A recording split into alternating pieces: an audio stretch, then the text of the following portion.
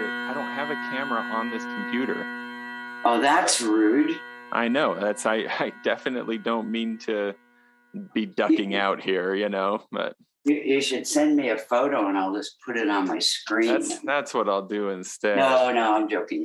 How are you? Oh, I'm excited, and if I'm totally honest, Stephanie, I'm trying not to feel nervous. I feel I'll just be really, really honest. I feel intimidated. I feel surprised that you're willing to take the time to talk to me. As you should.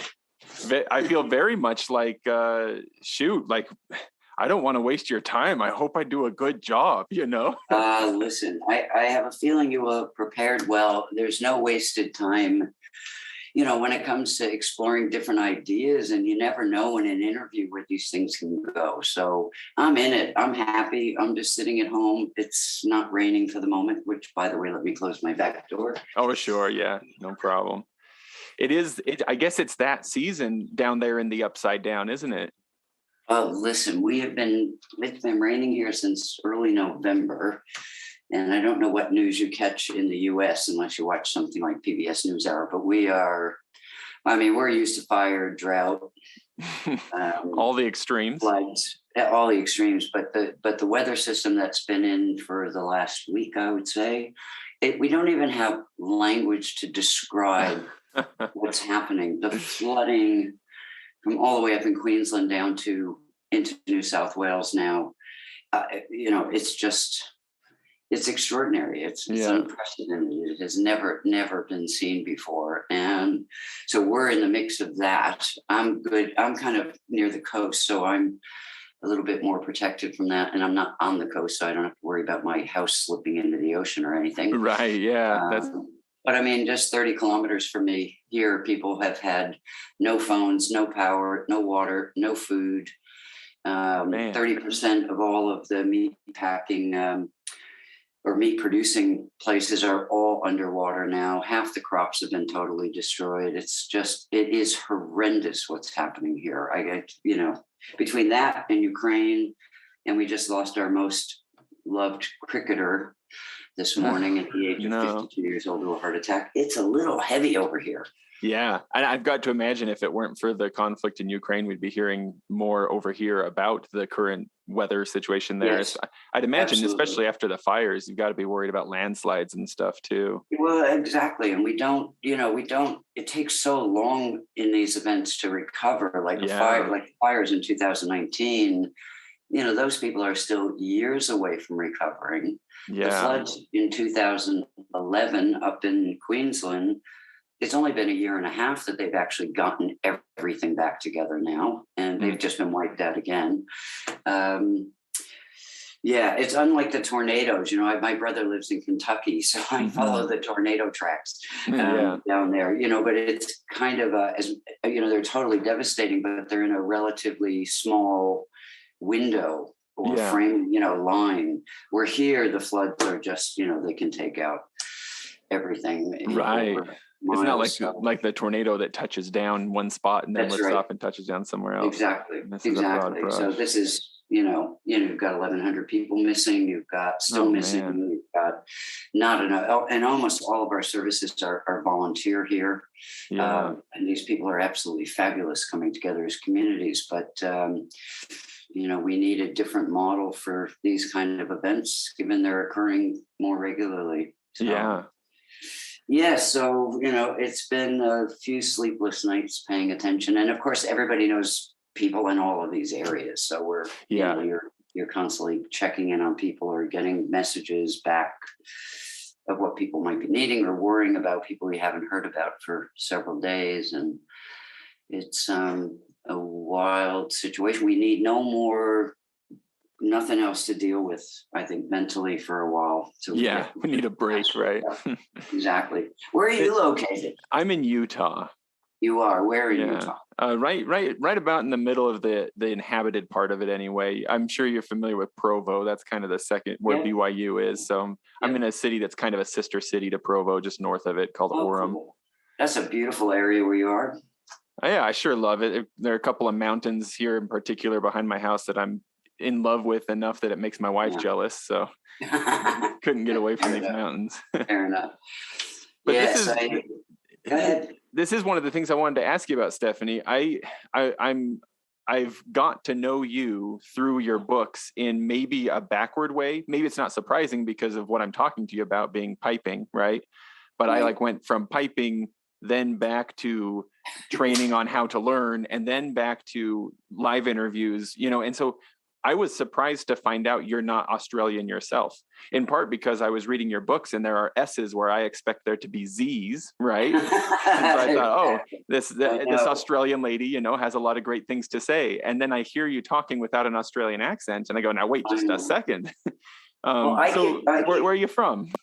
I was born in Connecticut and was raised there. See, I've been here so long that I forget I'm American as well. And it really only comes out in my accent. It's, I think I have a broad Australian accent, which of course makes everybody laugh, but I can't get rid of the American accent. But raised in Connecticut, went through my early school there, spent a few months then in Phoenix before going back to Connecticut. And that was all until I came out of high school. And then after that, it was down south in the military in Alabama and Georgia, and then up in New Jersey. And then my career kind of took off. So that's, I've been everywhere since then. And, but I left the US in 87. So I've been here for 35 years.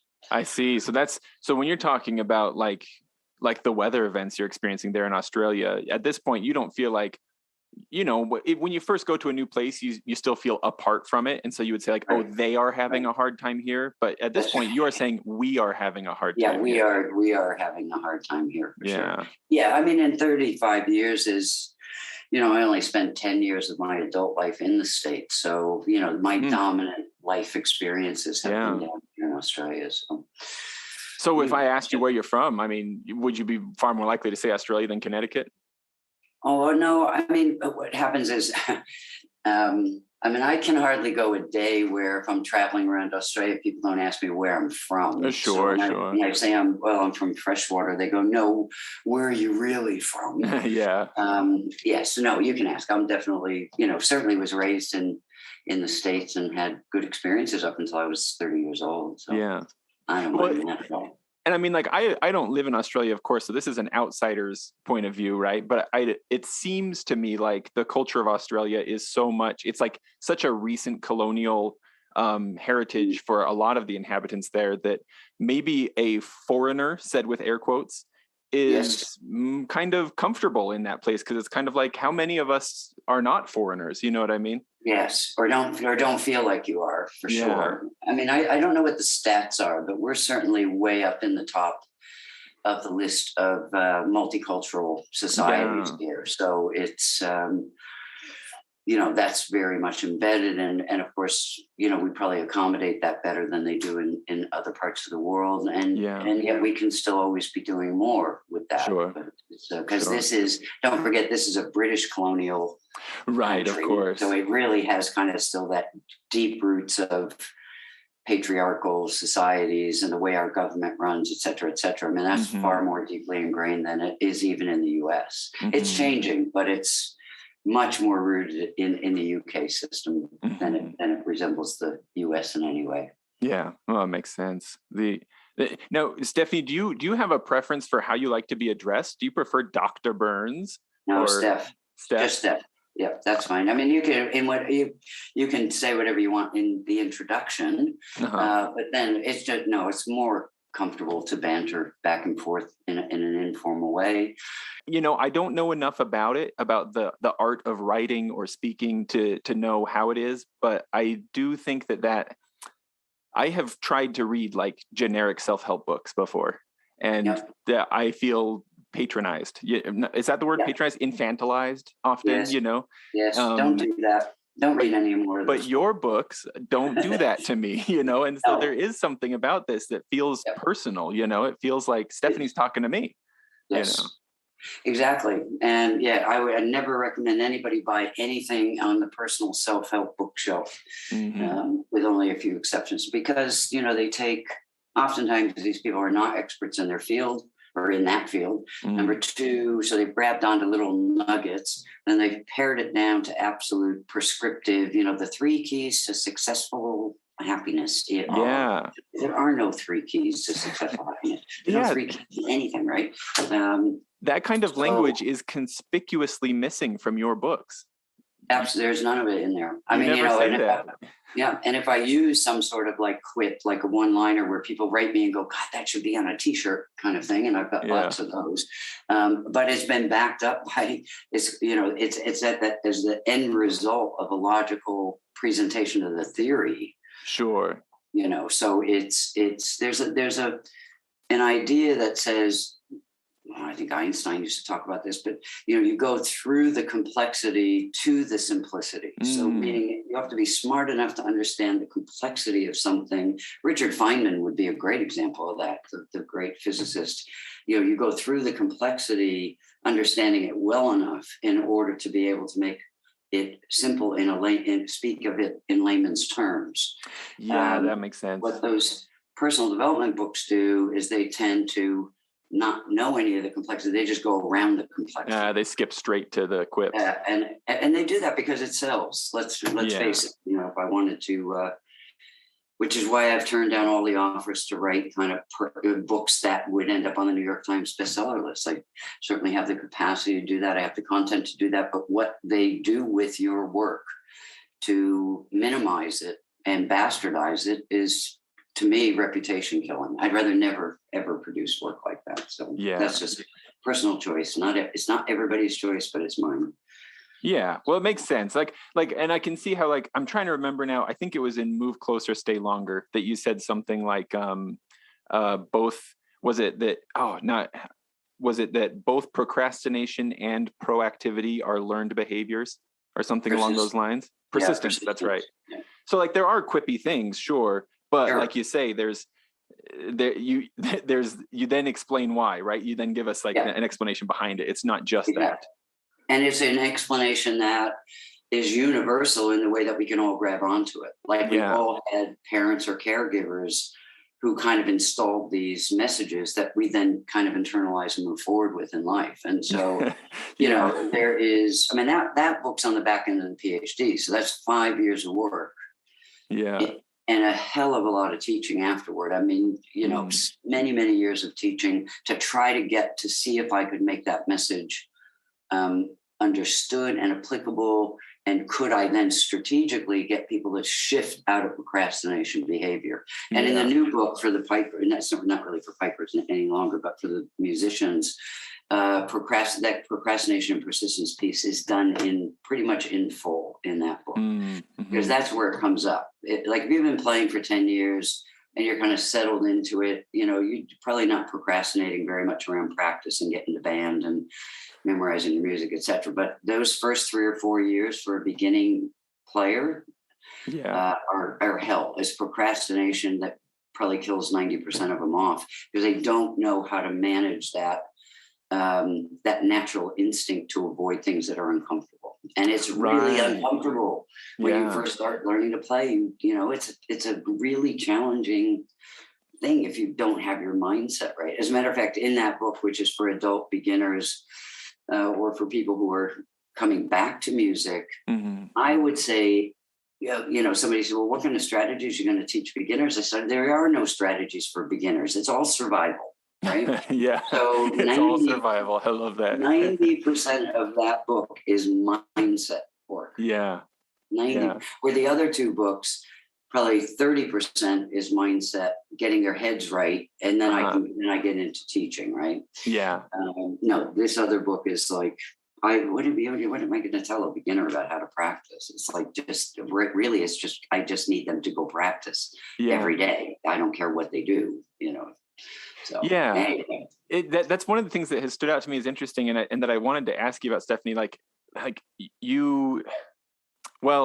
Okay, so maybe to set this up, actually, maybe I could orient the listeners just a little bit more, if you don't mind me asking you some more biographical questions. Now, wait, okay, answer this being, so are we interviewing now and you're going to edit? Yeah, does that work for you? Yeah, that's fine. I just thought maybe you might be getting over your nerves, and then you were going to go, I'm ready. That's about right. And go. No, yeah, I mean, partly because of my inability to like ever feel settled about like having put something together well. The way that these episodes have mostly ended up happening is the interview kind of fades in around the time when it starts to feel like an interview is happening. You know what I mean? Well, So, and you can use all of this. I don't mind this. I don't mind an hour and a half, or whatever, of just bantering, because useful things will come out of that for sure. And by the way, you did ask in your email if you could use that story and use from artistry and training. You certainly can do that if you feel appropriate. So anyway, thank you. Kick off and get us oriented, and we will continue on. Yeah, well, so this is one thing that I'm sure you've thought about before. I'd imagine you probably have. For people like me, most of us in the piping and drumming community, we probably are thinking of you as the lady who writes great books for pipers and drummers, right? Yes. But you do a lot of other things, like it's almost like if somebody had heard of Winston Churchill, but as a painter. Right. And they're like, oh, yeah, the guy who does watercolors. Right. Exactly right. He's done some other things. I know. I mean, it's really funny. Because I tend to work within a community. I like, the pipe band community, what it offered me in what I wanted to thought I could give to music or people who play music, was what it gave me was a huge demographic worldwide. From 11-year-old kids up to 80-year-olds, men and women, and people at every grade of playing. So that is a massive demographic in order to put this work forward. And so, yes, people in the pipe band, that's all they know. It's like I got born and then I just did this thing. Born at 60 and I decided to do this. But there are other people. I mean, I'll get an email from someone saying, "Oh, are you still living in Italy?" That's like, really? Or how are your horses? That's another right. Right? Yeah, that's what I keep thinking. Like, for others, you must be the ballroom dance lady or the Italian lady exactly or the horse riding lady. You know what I mean? Exactly. And really, like, I don't belong to any of those other communities, but I've got to imagine that what you've done for them is similar to what you've done for piping and drumming. And so it seems like, yes, this is a lifetime of work, it wouldn't be surprising to me if all of your work had been for the pipe band community, but no, there is a lot more. But one of the things go ahead. Go ahead. No, you go. Just I have wondered if what has your experience been, if like, I'm just thinking to myself, like, as you've gone through these experiences of like kind of diving in deep to learn new skills and to become a part of a community, like, I'd imagine it seems like what ends up happening probably is that you uncover like principles, like core principles that are applicable in a lot of different situations. But I wonder if you're talking to a piper, is the first metaphor that comes to mind a horse riding metaphor? And then you have to think to yourself, okay, now, but wait a minute, this isn't a horse person. I've got to, so the principle that's behind that horse riding metaphor is still true and applicable, but now I've got to translate it to piper language or into Italian or into ballroom language or whatever it is. Now, those things kind of happen quite naturally and quite organically. I mean, this work's been growing probably since the mid 80s for me.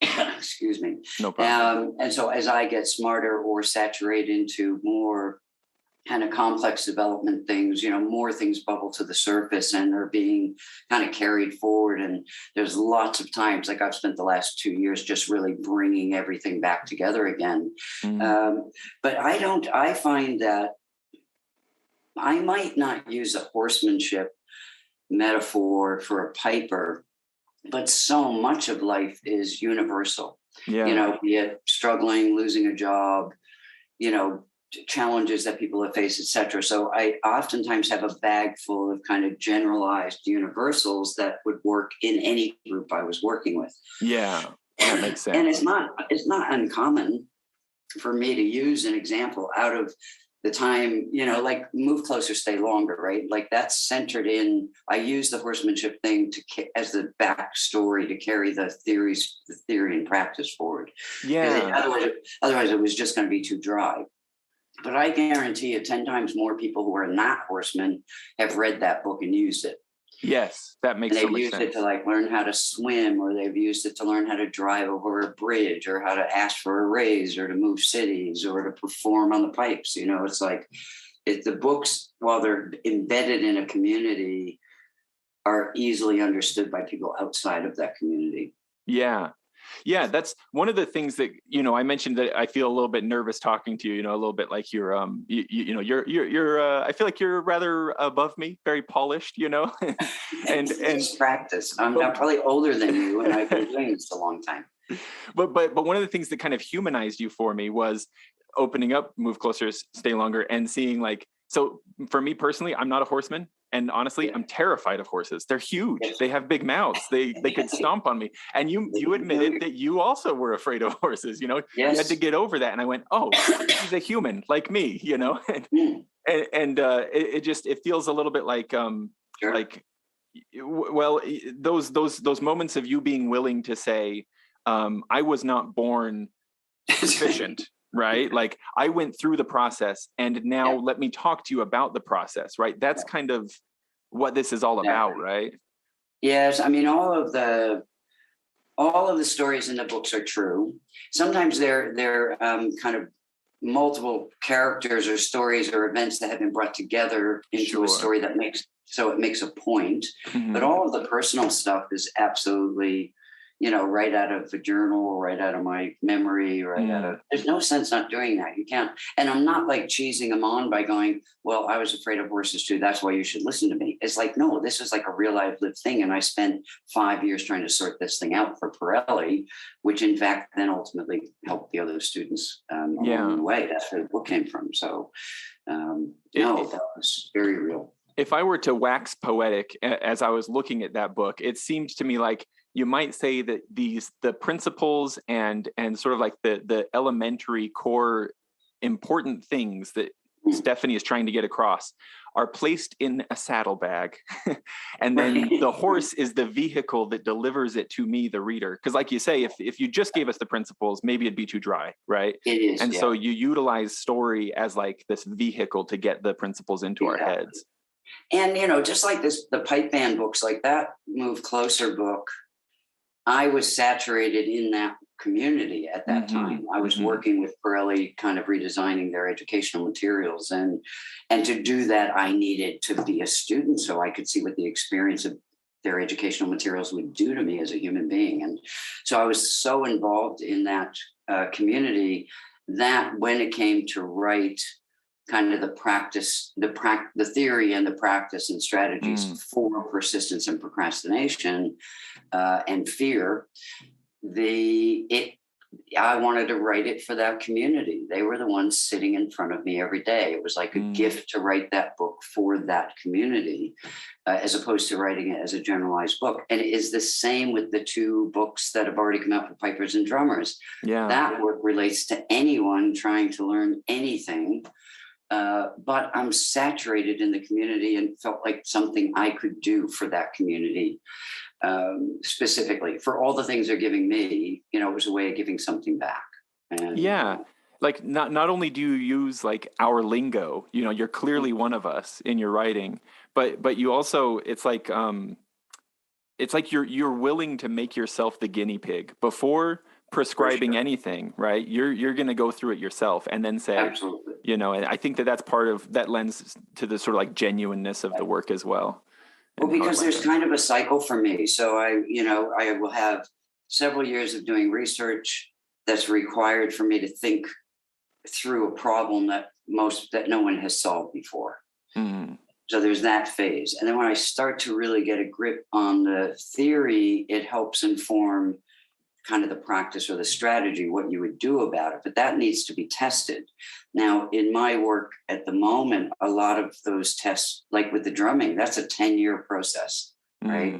You cannot ethically ask subjects to come along for 10 years and do anything. Yeah. So, I have to do it first, and see if what I've come up with works for me. Now, if it works for me, then I'll grab 10 human beings and I will ask them to volunteer time with me, 6 months, a year, and I will test whether it works for a more general group. Yeah. If that works, then I will start to present like a piping hot summer drummer. Like, I'll do the whole school there, or the pipe band school in Germany. I'll do the whole school there, because I know now that this stuff works 100% of the time for 100% of the people. Yeah. Once it's there and I feel like, yes, this is solid, then I will write about it. And you get those. I love the style of having other like really great pipers and drummers, people who I would recognize, kind of like in conversation with the book as I read it. That is so helpful. It was what sparked all this off was I was attending the schools for my own skills, and I never intended to do any work in the pipe band community. Yeah. At all. That was not an intention. I was doing this to say, okay, I'm looking for a 10-year complex development project, and I want to do this just for me. I don't care if anyone knows I'm doing it.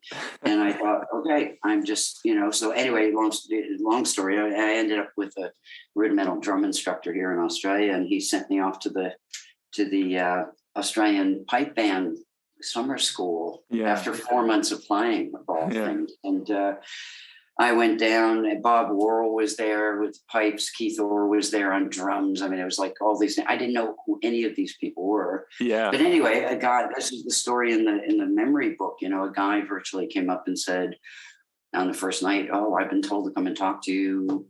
That's right. You thought you were going to have anonymity there, huh? Anonymity. I thought 10 years, no one's going to know me. And you want to know in my life, that's like priceless for me to be in a world where nobody knows who I am. And of course, he comes up and says, and I've been told you could help me. And I said, first thing I said was, who told you that? Yeah. And he pointed to a guy who had been a student of mine like 20 years before. And anyway, you can't get away. No. And his problem was memorizing music, which really wasn't. And I asked him why. He said, it's because I'm getting old. I knew that wasn't the problem. Yeah. I offered to meet with him for dinner, give him a 20-minute thing on, memory strategies he could muck around with overnight. When I went to the dinner, there were like 6 other old men. Yeah. And I say, because they were all older than me, right? Yeah. Going, me too, me too. Yeah. I've got this problem as well. So we did that, and then the school heard about it. Then I lectured the next day at the whole school, and that word just spread like wildfire. Yeah. When I would go to a school, I'm coming back to the story of the guys getting in the book. So when I would go to Piping Hot, as a drum student, they would ask me to lecture to the school. And it was in that second year, maybe, or even might have been in the second year I was there. What I noticed, because I would run around and sit in on like beginner and advanced piping and drumming classes when I had time, just to see how teaching was done. And, it was amazing. If a student on that day asked that question of Jack Lee absolutely had the magical solution.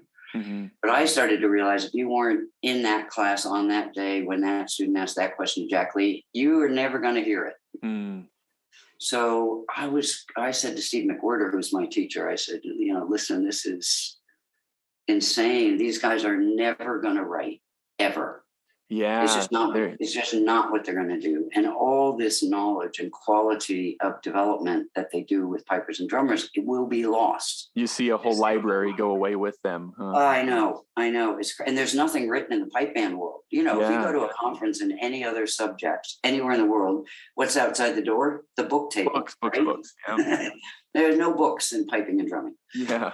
So I just said, listen, can I get 15 minutes with the 4 guys to make a pitch? And if they go, they go. So I did that. And it basically was like, I know the theory. I understand development. I understand learning strategies. I'm a good writer, and I'm willing to write if you will add your anecdotal stories in. So if something I've written goes, oh God, that's right, I remember when I had a student like this, or when I was a kid, I used to just give me the stories that pop out of your mind based on reading. And they all said yes. So that's how that started. And now I won't do that for the 3rd book because it is for anyone playing any musical. I no longer sure, that makes sense. More people want to play the cello and the flute.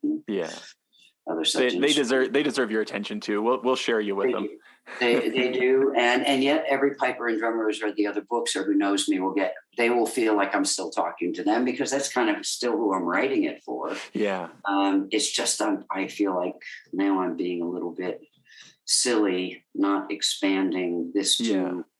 Otherwise I get emails. Well, I want to learn to play the guitar. Will this help me? It's like, I don't want to get 50 billion emails like that. just get the book out there so they'll leave you alone. Just get it out there. And it'll be guys like you that'll help me do it, because as you've seen, and through all the work, I don't promote anything. That is one remarkable thing. Yeah. I nothing against my friends who do produce things and promote them heavily, right? Totally fine. But I've never seen an ad for any of your work. And yet, of course, I know about it because everybody who comes in contact with it is an enthusiastic disciple of your work. Like it spreads like gospel, And that's what I want. I want people who come in contact with it to have their reference point, someone they trust. Yeah. Who's read it and has found value in it. Like I care those books, even Great Lies We Live By, which I wrote like in 1994 or something. That book still sells every month. That's the next one on my list. I still haven't read that one, but just from the title, I love that title. That's a classy title. Yeah, so that's a book I'd like to rewrite now that it's 30 years later. And it's not because anything in it is wrong. I just know better how to write what I want to do. And that will, when I finish the fourth book, which will be the performance book, because that's going to be a nut to crack. I've been working on that for 5 years now. But when I finish that, I've got all of the transcripts needed for the Great Lives We Live By book kind of sitting there ready to go. I just need that mental capacity to do that. Like I said, there's so much now. I see what I learned in the books for the pipers and drummers finally was how to teach in a book. Right? Sure. Having done so much really like conferences and stuff, it's different to sit down and write it. Huh? Yep. I can get students anywhere I want to go if I'm live. Yeah. But to write in a way that paces the reader, one gets their head straight first. And then on from that, when I say turn your page over, then they'll do that. Yes. The memorization exercise. Right. Yeah. That when you talked about the picturing the word as being like a neon sign and things like that, right? Or actually, now I can't remember if you said to picture it like a neon sign or if that was my friend Mike who brought that up. Yeah. That's how he did it. But you mentioned using different colors for the words and stuff like that. And like as I'm reading the book, I'm turning the pages when you say to and stuff. It feels much more like a conversation than like a book. Yeah. It's a unique experience to read that style for sure. Because if I couldn't crack that style, I couldn't have written the books, because people would have read the books, gone, "Gee, I like the book," and never done anything with it. Mm-hmm, right? Mm-hmm. I'm not willing to write anything that can't produce the result I could produce face to face, and that means so when I get emails back, it's like, "Holy smokes! I just memorized the first part of my very first tune," or I just did my very first recital because I felt confident that I knew my music. It's like, that's what I want to hear. Yeah. And when I hear that, I go, yes, I've rung the right bell, but it has taken bloody 30 years to crack how to write like that for me. Yeah. And there's not even a lot of models that I could follow, going, who else is doing this? Richard Feynman, the physicist, has done that brilliantly. And, but nothing in my own area or field. So I'm not super well read myself, so it's not like I would be a judge, but this is, I certainly have never come across, I read a lot of novels, and so I guess I wouldn't come across something like this, but Stephanie, your personality is so delightful to me, in that you are so gung-ho about throwing yourself. You are the only person who I know of who would say what I wanted was a 10-year long project, that would be difficult. I know. And I've heard you talk about just deciding to write with your left hand, and while learning Scotch Gaelic or something, right? You're going to learn it by writing it with your left hand. Has this always been a part of you? Like when you were a child in Connecticut, were you a kid who would look out the window and think, what could be hard today? I'm going to go do that. And no question about it. And I can be, no, I'm not ambitious in any sense, and I'm not competitive. I'm not achievement oriented. I don't do anything to going, I'm going to go achieve this. I do it because it just fascinates me, and I'm curious, and I'm probably a little bit obsessive about certain things and within my own domains, because they make me smarter about things. My mind then is always activated, getting insights that might be then useful later to share with other people. Yeah.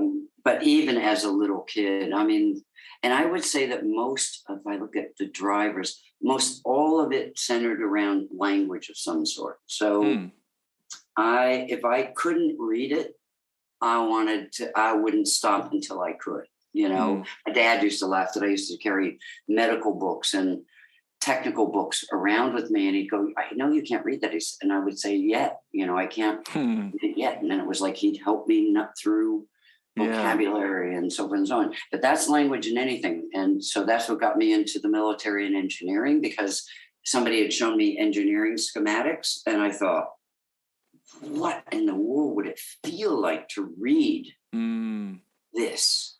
Like, I know there are human beings who look at this and it makes sense to them. Right. And I want to know what that feels like. So, and it was the same thing with two-handed piano music, same thing with math, science, all anything technical, you know, brain images or maps of the brain. It's like, there are people who know what this says. I'm not going to stop till I know what it says. And when I know what it says, I may do nothing with it. But I know a little more than, you know, the aim, I suppose, for me is, I always joke, is going to bed at night knowing something I didn't know when I woke up, you know. Yeah. So, and these projects are long, you know. If I'm going to dive, used to be projects were 3 to 5 years. Now the projects are, you know, even longer than that, up to 10 years. And, you know, you just go, okay, how many 10-year blocks do I have left on the planet, really? Yeah. To dive into the things that interest me. Well, and it feels like, at least, you know, this is me on the outside looking in, but it feels like I would imagine that it probably, it looks kind of like what you have is like multiple large, like multi-year projects that are projects unto themselves, but then it's all fitting together into this puzzle that is a big project itself, which is it fair for me to try to distill it into something simple like learning, adult learning? Or is it more teaching how to teach? I'm not, you know, or are they the same thing? I don't know. There are really, you're right. I mean, it's a lot of tributaries coming into like building this bigger tunnel. And I wouldn't have even known what it was until probably 20 years ago, to be honest with you. Yeah.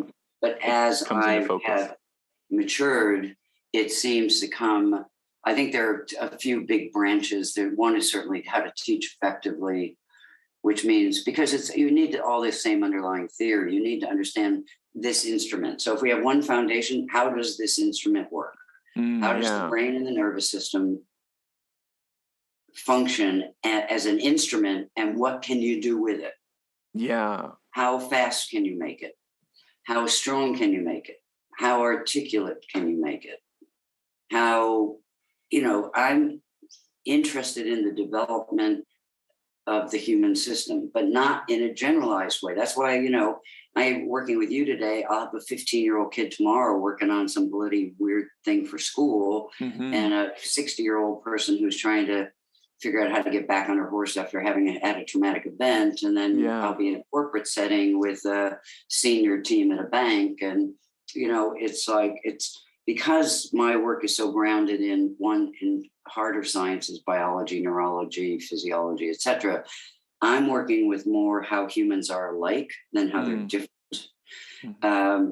which gives me a lot of power to walk into a horsemanship group or a motorcycling group or an Olympic Taekwondo team or, you know, or whatever it may be, and be effective with them. So the threads to me are really around development. How do you develop this instrument to do what it's capable of doing? And that obviously then is, if you're a teacher or a coach, how do you know what I know in order to affect the changes in your own people who are around you? Yeah. I don't feel like I personally even had like a concept of like continuing adult development beyond like the age 18 in terms of like biology and psychology and all kinds of things, until like I accidentally stumbled across like some work by people like James Fowler and people who've built on his work that it's felt like I guess, Stephanie, what I'm saying is I don't know how much of this is my own ignorance of it, But I wonder, do you feel like your experience in that field of like, even being willing to consider the possibility that adults continue to develop and learn beyond 18 years old, Right. was this field of study, in a very broad way of speaking, well established when you came into it? Or do you feel like, because for me, it feels like humanity as a whole is only just recently, within a number of decades, becoming aware of this? Sure. And like, are you pushing it along in some way yourself? Well, I am in the ways that you see, represented, but again, not popping out into the generalized field of being a spokesman for that. But when I first came in, this thinking still was that the adult brain didn't change. Yeah. Now, there was some evidence that it was likely. So we had some hypothetical understanding. But in my world, because I'm more a practitioner, a more applied researcher, it baffled me that I could take a group of adults in the morning who couldn't do something, and by the evening they could. Yeah. And then by the next morning they could do it again. Now, that to me said something has happened. The brain is changing. Fundamentally, they are building new networks. Mm-hmm. There was no technology to enable us to see that process happen. So we had to wait really until coming into, say, the mid-90s or so, until we started to see evidence of the changing brain in adults all the way through their lifetime. Yeah, yeah. Now, people like me grabbed onto that literature because we were looking for the theoretical underpinnings for what we were already doing. And to have it be grounded in hard science, not grounded in, well, maybe this, maybe that, maybe kind of, it used to be like, you'd have 20 potential theoretical underpinnings for a particular practice, but this cut this down to like one. And what that did was it enabled people like me to refine the practice. Like you look at memory strategies, like I taught in that book, they've been taught for bloody 3,000 years. And not changed. So the practice of teaching people to memorize new things has been around forever. Yeah. And so the practices have not changed, but our understanding of how the brain is doing that has changed, which allowed me to then refine those strategies specifically in the area of music, which is, was the focus of that book.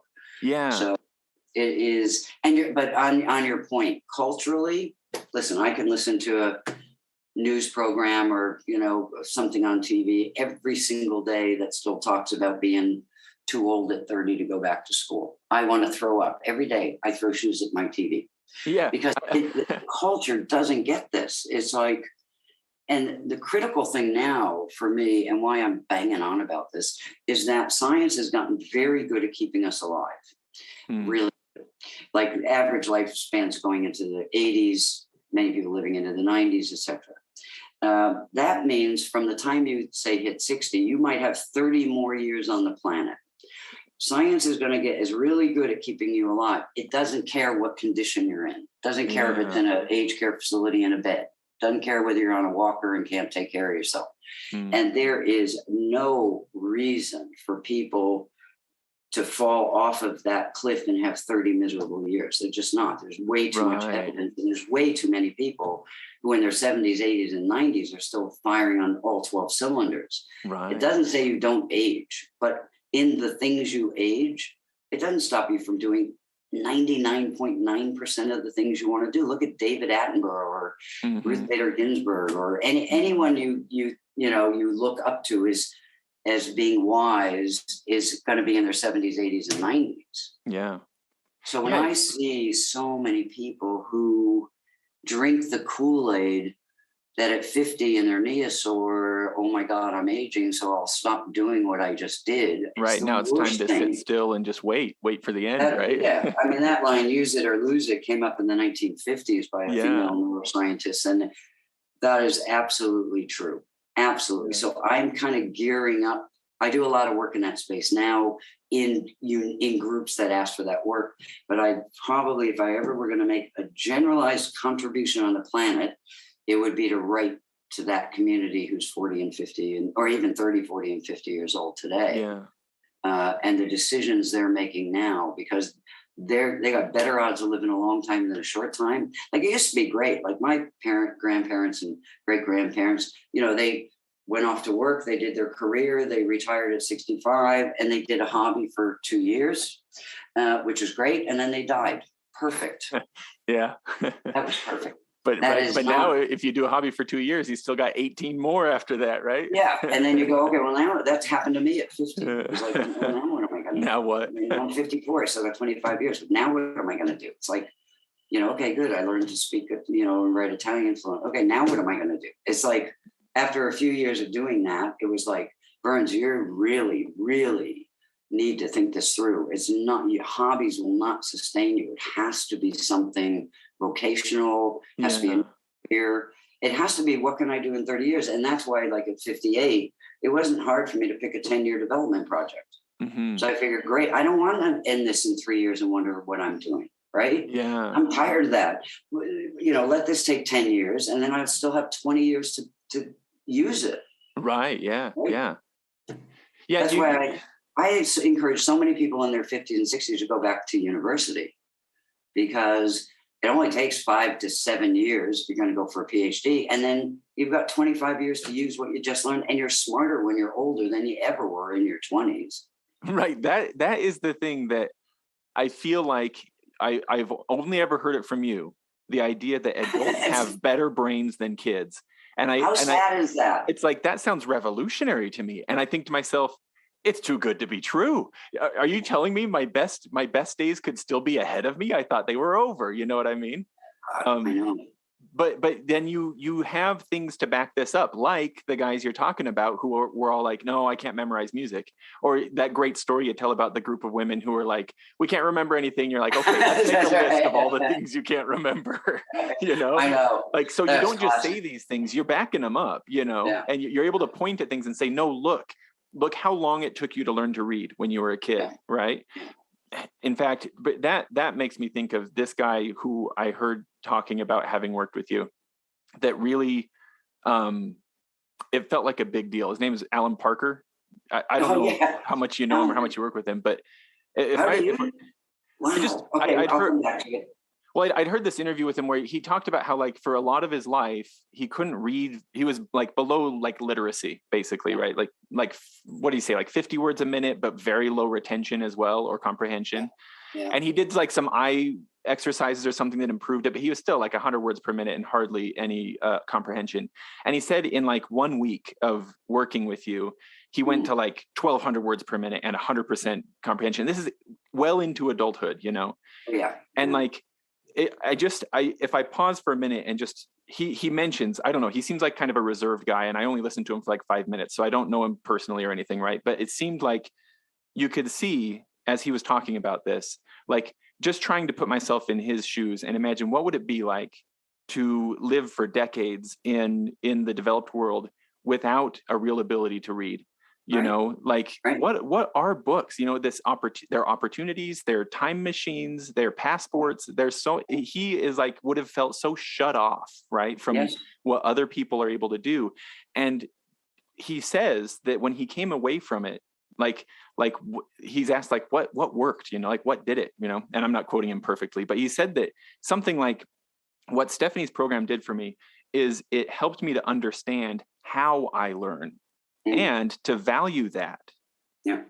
And it just made me think, like, on a different scale, right? Like I can't comprehend like the huge turnaround that this guy has experienced, right? But the small epiphanies that I've had as I've been reading your work, like how I learned to play piano, being very sequential and mechanical, like so different from the way that I look at music now, just having read a couple of your books, it feels like, well, honestly, Stephanie, maybe I don't know where exactly I'm going with this, like how to put this into language, but this feels like a big deal, and like maybe it can be a bigger deal for certain people because of where they're coming from to come to it, but it's applicable to so many things. And like, it opens up opportunity and hope and these new experiences introduce you to new communities and like the value of having a community. Like we have people in our pipe band who didn't start learning until they were well into their 60s. Yeah. What would they be doing if they didn't have this community of people and something to go work on and stuff like that? And that's the stuff that floats my boat. I mean, Alan's story, and I've then went on to know Alan for decades and still know him today. We even taught a bit together, and he would say that was the transformational moment in his life, because on from that, he read everything, he studied, he went back. He started teaching. He works with OECD countries.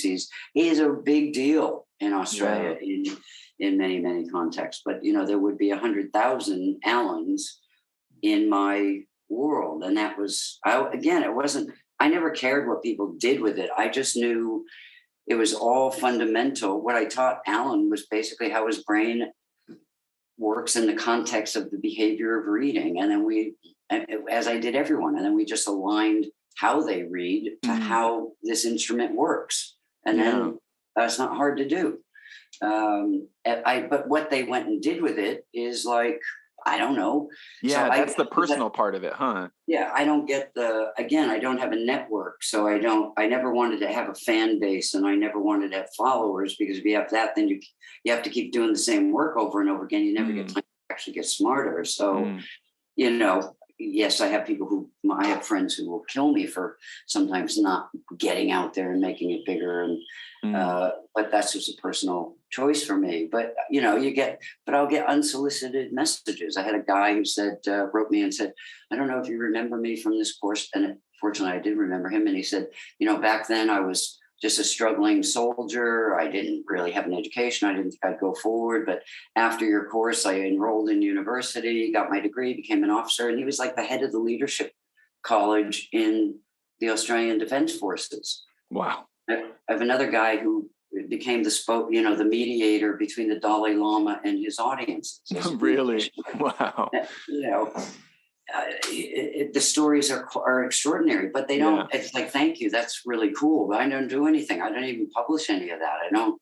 If it comes up as a point in a lecture or in a book, I'll tell a story. But if it's not going to make a point that helps someone else, it's like, that's just gratuitous. I don't have mental capacity other than the smile I get out of reading that, and they're really so grateful that they were able. Hey friends, the audio cut out there for a minute. This is me from the future in the editing process. So unfortunately, we lost just a couple minutes of the chat, but it comes back here. So it seemed like a natural spot for me to insert this little note. The conversation with Stephanie was really awesome. We did it a while ago. It's maybe obvious, maybe you could tell by some of the things we were talking about, that this is kind of an older interview actually, but we were holding on to it until her new book came out, which is The Beginner Years, which has now been out for a little bit. Awesome book. I've been reading through it myself and really enjoying it a lot, finding it very applicable to not only bagpipes, but to a lot of other things that other music that I play myself, but also to helping other people to learn to play music and learn to get confident to get out on stage and stuff like that. So really cool book. Goes right along with the others she's written. It's also excellent. So there will be notes in the show notes, links in the show notes. But if you go to stephanieburns.com, she's got a link there that's just my books, and it's just got all the books that she's written. I have at this point now read through a few of her others that aren't bagpipe and drum specific as well, and they are also excellent. So, maybe start with those bagpipe and drum ones, and then move on to the others. They're all really great. She's a cool person, as you can tell from the interview here. Other just standard notifications, just keep in mind that you can always leave the show positive ratings and reviews, and we're always going to appreciate it. If you want to support me via Patreon, go to patreon.com/DroningOnPodcast and send money. I'm not going to say no to that. And buy stuff at bagpipeswag.com. If you got a pipe band or a folk or trad group, or just a personal Celtic music kind of trad music, bagpipe music, anything that's like reasonably tieable to bagpipes, let me know, and I can help you get set up selling your merch on there, and you can make money too. But then aside from that, there's just cool stuff on there to buy as well. What else? Social media. Follow the show on Instagram, Facebook, droning.on.podcast, at DroningOnPodcast, that kind of stuff. You'll find it. There's links down there. Why am I wasting your time here? Let's get back to talking with Stephanie. Bye-bye. My little book here. that was done for the third book coming out. When we talk about adults learning faster than kids, right? Yeah. And I have all the theory behind that and all the stuff. And I thought, I'm going to need a visual representation that this is true, right? Yes. What yes. can I do? I can't. You got to back it up. I can't play music. I got to back it up with something. So 2.5 now, almost 3 years ago, I thought, I know something I always wanted to do was be left-handed. And I mucked around with it when I was younger, but I didn't have the patience for it. And I thought, that's it. So I did 15 minutes a day with left-handed writing. And in the book, I talk about the things I knew about this, in the sense that you can't engage your mind in thinking about what to write and write, because you can't do that 15 minutes a day forever. It's like you go crazy. So I knew I needed to copy things just like a kid. I knew I needed to write larger. I knew I needed to write with something sticky like a pencil or a texta. Oh, sure. Instead of a ballpoint. Yeah, instead of a ballpoint. I knew all that. So I started off on this little thing, and I did that. And then after 2.5 years, my handwriting's not too bad. No, what I just saw, it looks better than what I can do with my right hand. I know. It's better than lots of people. It's better than any doctor's going to do with their right hand. That's for sure. Hey, let's set you a higher bar than that. And so in this section of the book, and I'm talking about kids learning faster than adults learning faster than kids. Yeah. Now kids are phenomenal learning machines. They're learning everything, right. But it's very diffused. But if it's about a skill you have to learn step by step, adults are going to outstrip kids. So anyway, so in this book, after this thing, I had a picture of the first page of writing I did, and a picture of the 2.5 year as a side-by-side to compare them, and a little note. And I send that off. I have 2 readers, Zeph and Nickel, who's up with SFU, and a mate of mine here who's followed my work forever, who plays piano. And they read all these little segments. And both of them wrote back and said, you are absolutely mad. Who spends 2.5 years every day? So you could maybe, because I didn't even know it would work, maybe use this as a demonstration in a book you didn't even know, you hadn't even mapped out yet. I said, well, that's me. They go, you're nuts. But you can't go, I want to do this, and then decide, and then in like 3 months do it. It took 2.5 years to get that enough experience with the left hand. But what it isn't the 15 years that it takes a kid to do the same thing. Yeah. I also have a photo of a 7-year-old's handwriting so I can compare, right? Yeah. This is a 7-year-old. This is me after the same amount of time. Anyway, so yeah, I'm a little crazy about that. But that feels like such a good distillation of like what I feel like happens so often as I read your books, is that like there are so many underlying assumptions. Like a fish doesn't know if it's wet, right? There are so many underlying assumptions that I don't even know to question them unless somebody calls my attention to them. And so it seems ridiculous for you to say that an adult could learn something better than a kid or faster than a kid, right? Because of these assumptions I have. But then when you do break that down, then I can think to myself, oh, well, yeah, of course an adult could learn to write left-handed more quickly than a child could learn to write right-handed, because, the adult already knows the alphabet, already knows how to spell, like already has gone through the experience with the other hand. So like, it makes so much sense. Why did I ever question this in the first place? I know. And I feel like it's that way with so many other concepts, whether it's memorizing or even like you have this interesting way, Stephanie, of like sort of like separating things into entities that I had not previously separated out. Like you talk about how like, even in this conversation, you mentioned how like science will keep you alive, but science doesn't care what you do with those years, right?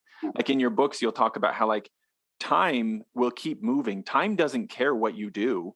That's right. It's just going to keep going. And in a similar way, you talk about how like your brain is this thing. Like, is it a tool? Whatever it is, it's this thing, and you need to tell it what to focus on, Yes. And like, wait, for me, I've been this homogenous thing all my life, right? From body to brain to soul, whatever, everything's tied together.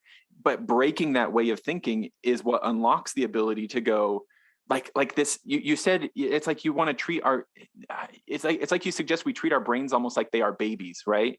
So like if we're playing our music and we get to a difficult part of the music and we mess up on the reverse tackum or something. And we go, dag nabbit, I just screwed up on that reverse tackum. You say, now your brain is going to pay attention to that. And for me at first, I'm like, what do you mean my brain's going to pay attention to that? I am my brain, But then you say, no, don't tell your brain to pay attention to that. Instead, when you get it right, clap for your brain like it's a baby, But I've got a baby, right? And so here in my house, and so I can see that behavior externally. I can see that like when he does bad things, he's too young to like understand language. Right, exactly. But if he does something well and I clap, he loves that and he'll do it again. Yeah. Listen, your brain needs direction. And, so you have different parts of the mind that are engaged here. And most people, one, they don't know that they have control. I would even say in the last 5 years, the dominant thing I've been thinking about and working with is mind control. That sounds like you're going to take over the world. No, not controlling your mind, but teaching people how to control their mind. Right. Yeah, I understand. When they are engaged in some sort of activity, because the brain needs direction. It needs the big part of you. See, like your brain doesn't care if you play pipes or not, and it doesn't care if you get better at pipes or not. Yeah. And it doesn't care. And if that's like stressful and taking a lot of effort, your brain's going to go to its default, which is basically just taking away stress and keeping you calm, which means putting you in front of the TV. It's like, procrastination is really normal. It's just the brain going, ooh, you're going to be expending more energy than I think you should. And so let me give you a reason. Let's practice tomorrow kind of thing. Right. I'll do that. So you need to have a part of your mind that has been trained to assist your brain in keeping you in the game. And that, I wish I could send you the third book now. It's almost done. I'm tempted when I get the manuscript finished, maybe to send that over to you because I think you'll keep it private, but you'll love it because all of these things we're talking about now, they're touched upon because of the specifics of the content of the other books. But this book is all about that. Yeah. That is so exciting. Whether it's when it's published or not, I'm definitely going to be in line to get a copy. It sounds it's very, very exciting. Close now. It is. It's been a difficult book to write because now you're writing about very complex things and having to get them to, like when you say to someone, you can't just say to someone, adults learn faster than kids. You get a boot off the stage. Their mind will give you 100 but. Can't do that. We're all sitting in the cave, Stephanie. You're trying to come down into Plato's cave and say, hey, the sun is shining out here. And we're like, no. We're fine. We've got shadows. You're crazy. Right. I know, exactly. So, for me, in order for me to say that line, the setup and getting agreement of their brains of certain things to be true based on the evidence in their own life. Yeah.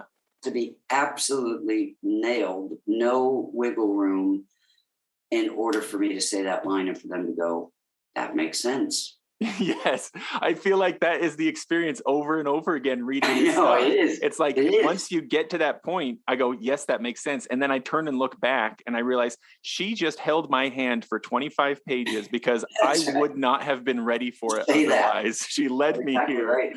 And I will, and I trust that I can write in a style that people will pay attention and be entertained and, be kind of thinking as they're reading. Like I said, my books are not novels. So they're really, that's why, the writing style is so narrative. And it's like, people have heard me speak. Oh, geez, I can hear your voice in the writing. I've had people say, I've only read your books. And the minute you opened your mouth, I knew it was you. Yeah. Yep. I've had exactly that experience because I'd read several of your books before listening to any interview with you. Yeah. And so after having read, then I listened to the interviews and it's like, well, I was surprised you didn't have an Australian accent. That's the one thing that was a surprise because I'd been assuming all along. I'm working on it. 35 years. I'm still working. Keep it up. You'll get there. So now I've had you for an hour, Stephanie. Are you feeling, am I encroaching too much on your time if I ask you a couple more questions about yourself? No, if anything, what you're doing is distracting me from all the stressors of the floods in Ukraine and life. I'm thoroughly enjoying this. I would even venture to say I needed this today. Well, so thank you. I'm just going to fill up my water glass. For sure. Absolutely. Which is right behind me. So I won't be go right ahead. No problem there. One thing. So I have been curious, Stephanie, where so much of your work is about like learning. Well, okay. So I suspect this isn't just personal context. I suspect this is shared experience for a lot of people. But I had some wonderful teachers when I was a kid, but I had a few that I don't think it was a fault of their own, but I had some negative experiences that ruined formal education for me, for sure. Speaking of writing with your left hand, I was ambidextrous until I was in first grade, and I had a teacher who made me pick a hand, and I had to sit on my other hand so I wouldn't use both of them. And for years, I had a hard time writing. And I think it's because I picked the wrong hand, just things that made it real hard for me to respect the process. Everything felt like hoops. And anyway, it makes me wonder, what kind of student were you? What was elementary school like for you? Yeah, that's an interesting question. Way back, casting my mind back centuries now. Yeah. And you're right. And by the way, just Great Lies We Live By is all about that. And it's not a teacher bashing book. It's more of a kind of the internal messages that we pick up as kids about ourselves and learning. Yeah. And our capabilities of learning that we then carry forward into adult life. So that book is to try to reset people's minds about what was true and not true based on the kind of message we got as kids. So that will help, I think. Maybe you might scoot it out. Yeah, that was already at the top of my list. It's just scooting even higher now. I think I need that book. Yeah. I mean, I think as a kid, I wasn't a great student because I was just too active. My mind was very, I'd go to school. I just found it quite boring, the whole thing, school. And some of the best, and I had great teachers, great neighborhood. We were just a bunch of feral kids, really. And I was just in a little egg with a bunch of feral kids. We were all unique. We lived outside. We were experimental. We were crazy. I mean, we would probably not have fit into any other environment than the one we were in. Yeah. And the schools, basically, the great teachers I had kind of recognized, at least in me, kind of this idiosyncratic way I wanted to learn. So, and if I wasn't doing what I kind of wanted to do, my mind was so fast that I was quite disruptive in class. Yeah. Rather than like squashing that, what I would get is they would bring in, say, an more advanced book on the subject and let me read it in the corner.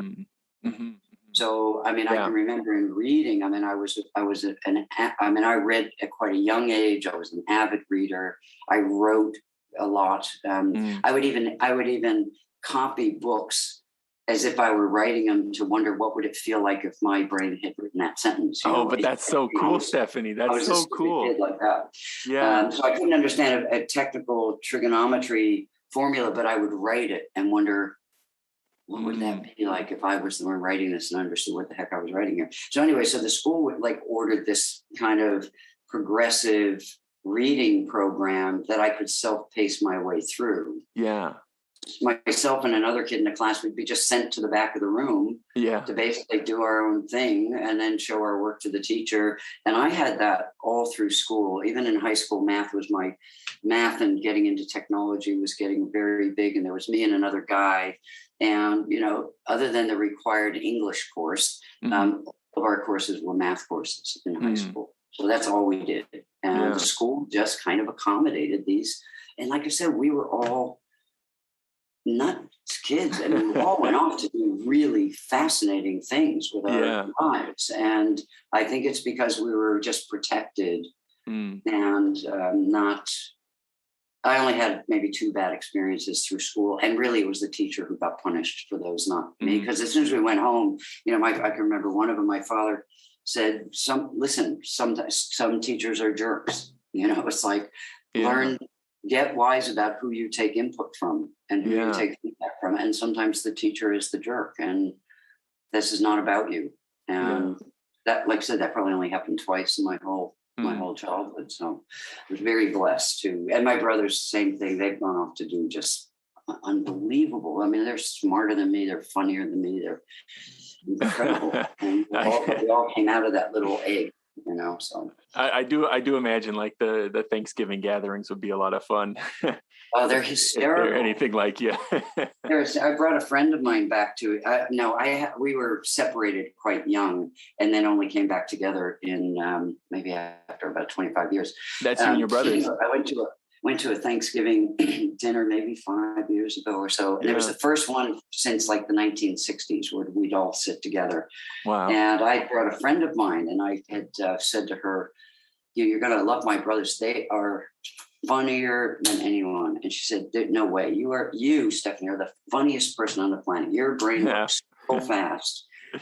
Well, I'll tell you something and you'll hit it from another angle. It's just floors me."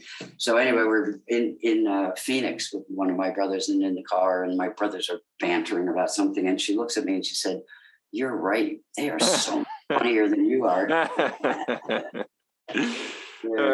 Well, so then what was the home environment for you? Because it sounds like your parents were really encouraging and helpful in like allowing you to pursue anything you were interested in. Kind of, yeah. I think that that's a great question, and that's a deep subject. But I mean, in the main, certainly the early childhood up to about 14 was good. I mean, we were a generation that was left to our own devices, and you were out, and older kids took care of the younger ones, and the older ones than you took care of you, as far as just making sure you didn't kill yourself. And that was really the rule: come home for dinner and not be dead, and don't make it home alive. Make it home alive, and whatever you did in the meantime was kind of up to you. My parents both were a relatively poor family. They both worked a lot, and so they weren't really around. My father was more the one that would intervene with life lessons, wisdom, creating space for me. My mother, I don't remember much. She was quite an emotionally unstable kind of character. So although I don't have any bad experiences with her when I was younger, she was less present because you had to be able to read her emotionally very quickly in order to, and like you couldn't come home from school and go, "Woohoo, look what I just did," because that you could be excited and that might make her angry, you see. So she was just a bit touchy. Sure. And then my teenage years, my parents had divorced. My mother remarried and moved us to Arizona. And that separation from my father was quite traumatic, I think, mostly in a way that he wasn't there to mediate her in the family situation. So me being the oldest at 14 was kind of trying to take on the role of mediating this kind of wild character, and I was just not mature enough or whatever. So ultimately I left her at, I think, just after my 15th birthday, quite dramatically, being handed a suitcase and $100, and ended up flying back to Connecticut without my father's knowledge. As a matter of fact, he wasn't even there at the time, to see if he would take me in. And that was a major traumatic period. And he was willing but unable. And, it was just an absolute mess for a period. But anyway, that created the separation between me and the boys for quite some time. But I did live with him through in high school with his second wife, which was, thank God, it was in a little caravan, 34 feet wide, for 4 years. So there was lots of philosophy, lots of talking, lots of learning, lots of connection. And, his job was basically to keep me safe for those 4 years and get me, kind of on my way at 18. And then, the older brother, and then my father died. So that brought us together again briefly to at least be able to go, the things you've heard from our mother are not quite true. And so we kind of created this little secret, connection, unbeknownst to her. And over the years, then finally we were able to kind of break out and start hanging out together. And she's only recently passed away as well. I mean, she lived a long time. So there was like a 25-year absence since the three of us were together. And once we were together, we haven't been separated since. So, but again, that all had to be done quite delicately and secretively, and so you have, all of us have lives that have, major interruptions in them. And I didn't plan on that one. I was a simple kid. I was a nerd. I played in the band, played sports, read everything I could get my hands on. I was a good kid. I had the friends in my neighborhood. I'd never learned how to make a friend. So I was Well, I had all that going on. I became quite socially incompetent. Yeah, because it was already built in for you. You didn't need those skills, right? They were already. I didn't need any of those skills as a kid. And then when I did need them, I didn't possess them at all. Like not even a little bit. So, but we all, and these things oftentimes when you're younger, 20s, 30s, you're just so busy kind of focusing on what you're focusing on. And you don't really yet understand why you've made the decisions you've made, right? Yeah. It's like, you don't know the underlying traumas that are kind of floating your boat. Yeah. Distance is needed for clarity sometimes. Exactly. And so, for me, I would have been in my 40s before I started really waking up to the trauma of those early periods and starting to really understand why I didn't know how to make friends, why I'm great on stage and I'm great socially and I'm really gregarious, but don't ask me to go to a dinner party. Those intimate settings. Yeah. And yet I would try and I would fail, and then I couldn't figure out what I was failing at. So I would just work all the time. Now that's all better now. I mean, I've been through 15 years of really slowly peeling away the layers of dysfunction in a highly functional life. I've had an absolutely brilliant life. Who can complain? I mean, look at the things I've been able to do and the people I've met and the contributions people make back to me is extraordinary. Yeah, absolutely extraordinary. Well, like I say, just the idea of talking to you directly has had me feeling, quite even overwhelmed. Just because, I mean, you are such a polished professional. Not that that's always a marker of health, but just no, it's not. It certainly isn't. But and I'm certainly not equipped to do some sort of psychoanalysis and figure out how all these things play together. But it does feel like, man, isn't it fascinating, even serendipitous, just the way, how much of this is nature, how much of it is nurture, life experiences, your personality from the beginning or not, that is all coming together and making who you are and what you produce. Yeah, and that's true for all of us. And again, you tend not to wake up to these things. It's like, for example, working with men who have been abused as children through be the scouts or the churches or whatever. I mean, the time it takes for a man to tell a story like that is almost 30 years. Yeah. So they've lived, and for women, it's 24 years. Yeah. So because you're so just your brain's just into survival and it's just trying to keep you moving forward. And so it's a best idea is to bury that. But it still has an underlying impact on what you move toward and certainly what you then move away from. Yeah. And the experiences you just don't sign up for. And you don't know why you're not signing up for them.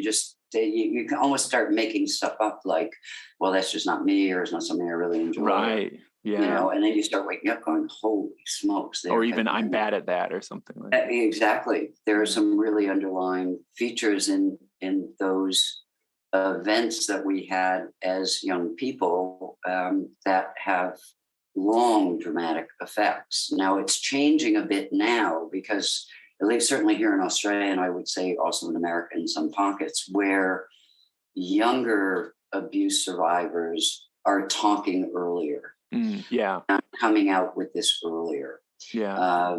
You're not meeting like we've got a politician here who's a gay guy who, he'd be my age, probably in his mid-60s, but he didn't come out to anyone, including his family, until he was well into his 50s. But, you figure, we all think, well, we can live with a secret, but okay, living with that secret has now surrounded you with bubble wrap of any kind of question or environment or anything where you get exposed. Yeah. So, these people have cut. I just heard, and the only reason I'm bringing him up in that situation is because I just heard him speak the other night. And it's that's 30 years of saying no to things that are, again, it's not the secret. It's all the other layers where you they might be exposed. And like abuse survivors, like the men and women who were abused as kids, it's like you think about the kind of relationships they have, the truth they won't tell, the way organizer families being closed off to certain lines of inquiry. And then they start waking up to this. And it's brilliant to see them waking up and kind of gaining some sort of power now. But I do find, I mean, here in Australia, we've got a couple of young 20-year-old women who just broke the whole mold last year in coming out and with abuse situations. And they have really turned the country on its head with that. And so this next generation coming up now, I've got great hopes for them. Yeah. They're awake. They're smart. They're advocates. They are frustrated and angry appropriately. Yeah. You know, not that kind of advocacy in a way where we had advocates in the 60s, let's say around civil rights, but nobody had any power, right? There was just no bloody power. But these are in the main white kids. Not all of them white kids, but in the main people who will have power and who will be heard. Right. The people who are in these privileged positions to actually make a difference. Exactly. And unfortunately, it's that. Unfortunately, it has to be that, but it is that, and it is taking hold. And, you know, I watch the young people in Ukraine. I watched the 2013-14, the documentary Winter on Fire. I mean, if you want to see the movement of change in a culture, I think it's one of the best things I've seen and one of the best cultures in the world doing what they're doing at the moment. So I do have great hope for, you know, a time in the future. I think but things have changed since the 60s even. I mean, it's like time does change things, and these things are slow moving boats. I mean, when I was a kid in my 20s, 30s, 40, no way. I have never told personal stories about my family or my experiences when I was young. Not ever. It's like that was off limits. That's why I'm on stage. I'm on stage. I'm in control, totally in control. And I just set up people to never ask. People would say, I just was trained by you to never ask certain questions. I know nothing about you. Yeah, that's true. But now that's not true today. But my God, up until I hit 50, that was true.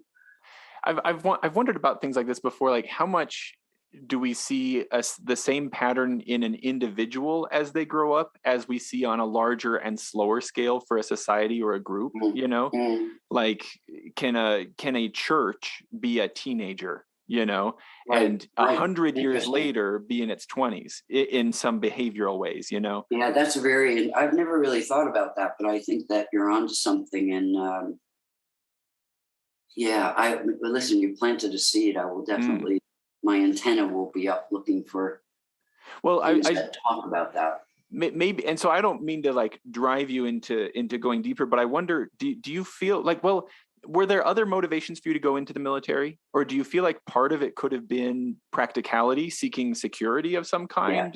Sure. Yeah.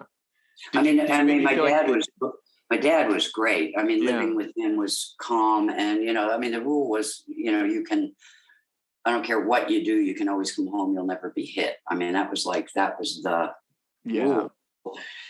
And he lived by that. But it also was his rule that at 18, you need to go start living your life. You need to be out. And was the military like a practical way to do that? Yeah. I mean, he it took about 4 months and I had jobs, but like in order to survive, I thought the only way that I didn't have any access to university that would have been known to me back then, given from such a poor environment. Right. Yeah. You know, there was just not even a thought that university could be possible. And yet all I wanted to do was live in the stacks in a library in a great school. And that was like, that's all I wanted to do. Put me in a box and let me read for the rest of my life. But there just was no pathway for me. So, you know, I thought, well, the only thing I'm going to be able to do here is work at the Big Pen factory or the Remington Arms factory and live with 5 other teenagers in a house because and I thought, that's just not me. That's not happening. And then I just happened to walk into a shop so you have to get the timing. This is 73. So the Vietnam War just ended. Also the draft ended. So now there was not like a nationalized way of getting anybody into the military. So and the military maybe is kind of unpopular for a lot of people as well at the time. It might have been. Well, for sure, for wealthy people, it was always unpopular. And and during the Vietnam War, people didn't want to go because they figured they were going to die. Yeah. But it became an all volunteer army. Now, in doing that, they were able to pitch that what they were was an opportunity for poor kids to come in and get a start in life. And so then were you just like, hey, that's me. I'm a poor kid. Yeah, I saw a poster that said, Uncle Sam wants you. I already knew I wanted to do engineering. Yeah. And get into computers, which were just at that point starting to lift off. Yeah. And I saw a poster, Uncle Sam wants you to be a this, and this engineer. I thought, that's it. You got me, Sam. So I went home, talked to my dad. He thought it was a great idea. And then I took the tests. And then they came back and they said, listen, you've done great on all your exams, but unfortunately the engineering fields are not open to women. Oh my goodness. Yeah. So they said, well, there were like 128, 130 fields not open for women at that time. Yeah. And so they came back and they said, well, why don't you come in and we'll give you a different skill for you. And my first thought was, they're going to make me a bloody cook or something, right? Right. Yeah. You'll be peeling potatoes or folding laundry or something. No. So I said, no. But if Congress ever changes the laws, military ever changes the laws on this, call me because I'll be in. And if it's ever decided that women can do math. Yeah, well, and don't forget, it was black women who put, the bloody Apollo. Right, exactly. No, it's just women didn't get, and it wasn't really a bad thing. Don't forget, it was the Women's Army Corps was separate from the Army at that time. And it was a lot of the Women's Army Corps heads of that who really didn't want integration either. Because women in their model, based on being raised in the 1930s and 40s, were still about decorum and being dressed properly and serving your male, servers. And that was the idea. But I was certainly an early adopter. There weren't a lot of women going in the military in these technical fields, but there were some. So I just said no. I said, if it ever changes, call. Went home, told my dad, listen, you might just have to support me for a while longer until I figure this out. But they called and they said, listen, Congress or the Pentagon has opened all these fields, I think all but 3 combat fields for women. Yeah. If you want in. So I would have been, if not the first one, at the first to enter the Signal Corps engineering, electronic engineering school. And I was great. I mean, I got along with the guys. They were like the boys in my neighborhood, and went to school, and I graduated number 1. And what was interesting there was in the Army, if you graduate number 1, you don't get to go do the job. Like, they wouldn't let me go be an engineer. Is that how you got into instructing then? Is it because, I see. My orders came down saying you were going to be a, whatever it was, 34D something, a military instructor. Oh. And I thought, oh my God. Now, this is not true, but it could have been true. If they'd done a psychological profile on me at that point, it would have said, Stephanie Burns should work in a closet with machines. Do not allow around other human beings. Right. No human interaction. No human interaction. Right. So that's where that story in the book comes from. Right? Yeah.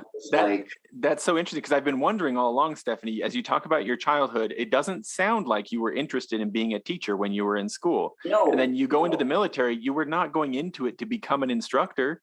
No. This was put in front of you as the only choice, huh? Like, that's right. Exactly. And an ill-fitting choice at the time as well. Well, would you be willing, could I get you to read that part?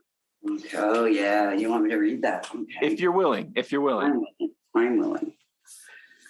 Now remember, I'm 18 years old. I look 12 at that point.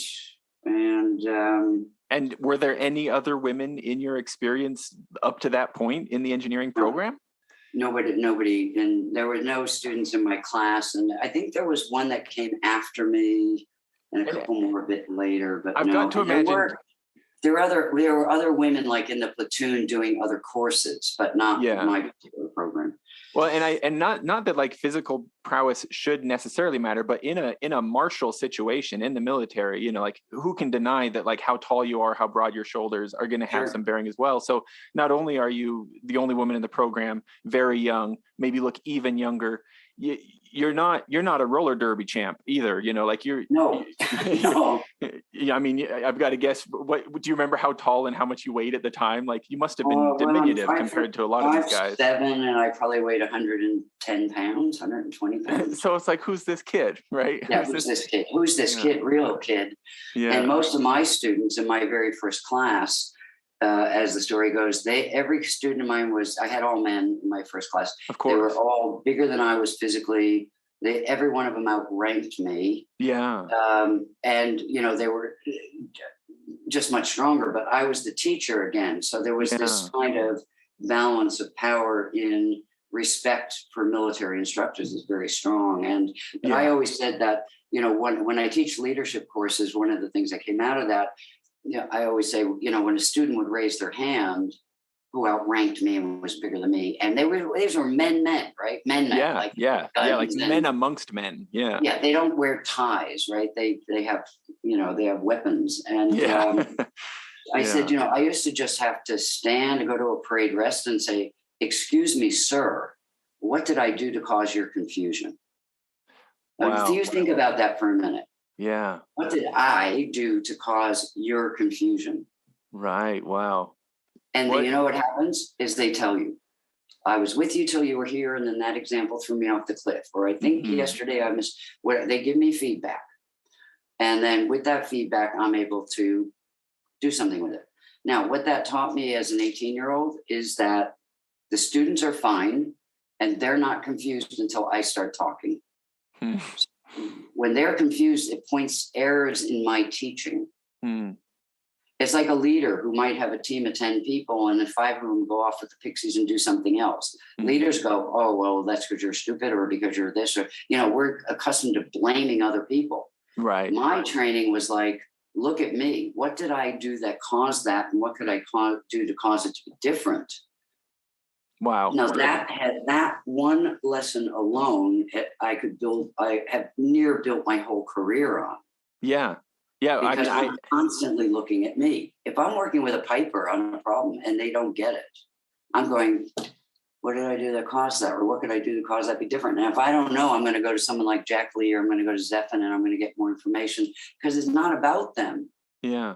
It's about what I'm doing and my lack of maybe having the skill, the teaching skill to support them, or the arrow in my quiver to work with them. So that all started by me being in this weird situation as an 18-year-old kid, standing up. And all these guys had come back from Vietnam mostly. They were mostly older, 30-year-old guys who'd been to Vietnam, and now they were getting retrained for other skills. So they were so good. I mean, these guys, they took care of me. Oh my God, Father. They were just, and I'll read the story and people will see that. Yeah. I mean, I remember having a little twerpy kid in the class raising his hand every 10 minutes to ask me a technical question about something that had nothing to do with what we were doing, but just kind of testing you. Yeah. Just kind of testing me. That's just not allowed kind of thing. So anyway, I would answer his question. I tried every trick I had as a teacher to get him to calm down, and he never did. And I finally, he'd raise his hand and say yes, and he'd ask his question. I'd say, "Excuse me, Sergeant Brown, would you answer this young man's question?" And Sergeant Brown's like 6'7". Yeah. Beard down, stands up, looks at me, looks at the kids, really embarrassed, going, "I'm sorry, Specialist Burns, I don't know the answer to that question." I said, "Well, that's fine, Sergeant Brown. You can have a seat. Sit down. I'll get your question later." He did raise his hand. "Sergeant Brown, could you stand up, please, and answer this gentleman's question?" I hear this absolute commotion out in the hall. Yeah. And I go out in the hall. Sergeant Brown's got him by his shirt collar, about 2 feet off the ground. Yeah, hold him up off the ground. Up against the wall, going, "If you ask one more question," and that was the end of that. Now, I don't suggest, terrifying students anymore, but sure. But that's you using the system that you were in, right? So and it was also, you're using as a teacher every trick you know. The only ones I knew were the ones I'd seen done with me in school, right? Yeah, yeah. And then when I ran out of those, then I went to, how did we deal with this stuff in the neighborhood? And the neighborhood was, you call on the biggest guy, to protect you. Yeah. That was my go-to thing. Today, I've got maybe 1,000 other strategies I might use. I'm not used to throwing students up against the wall anymore. Got perhaps somewhat more precise tools to use today. Yeah, it's true. But I have been a bit rough with a few of them who need to be rough. I mean, don't get me wrong. I mean, if you need to pattern interrupt something or break someone who's got, just is so stuck in her head, right? To go where you want to go, and then apologize profusely for it later. All right, let me read this thing. So what happened on that first training day? This is the first day I'm going to go off and I'm teaching a class in the military. I said I climbed the 3 flights of stairs and walked along the green hallway to my classroom. I entered the room, tables and chairs all in tidy rows, an instructor's podium at the front, computer terminals lining the walls. I knew nothing important I should be doing, so I waited. I checked that my instructor's manual was in order, and I double-checked that the reviewer's manual at the reviewer's chair was open at the proper section. It was the first hour of the first day of a 4-month course.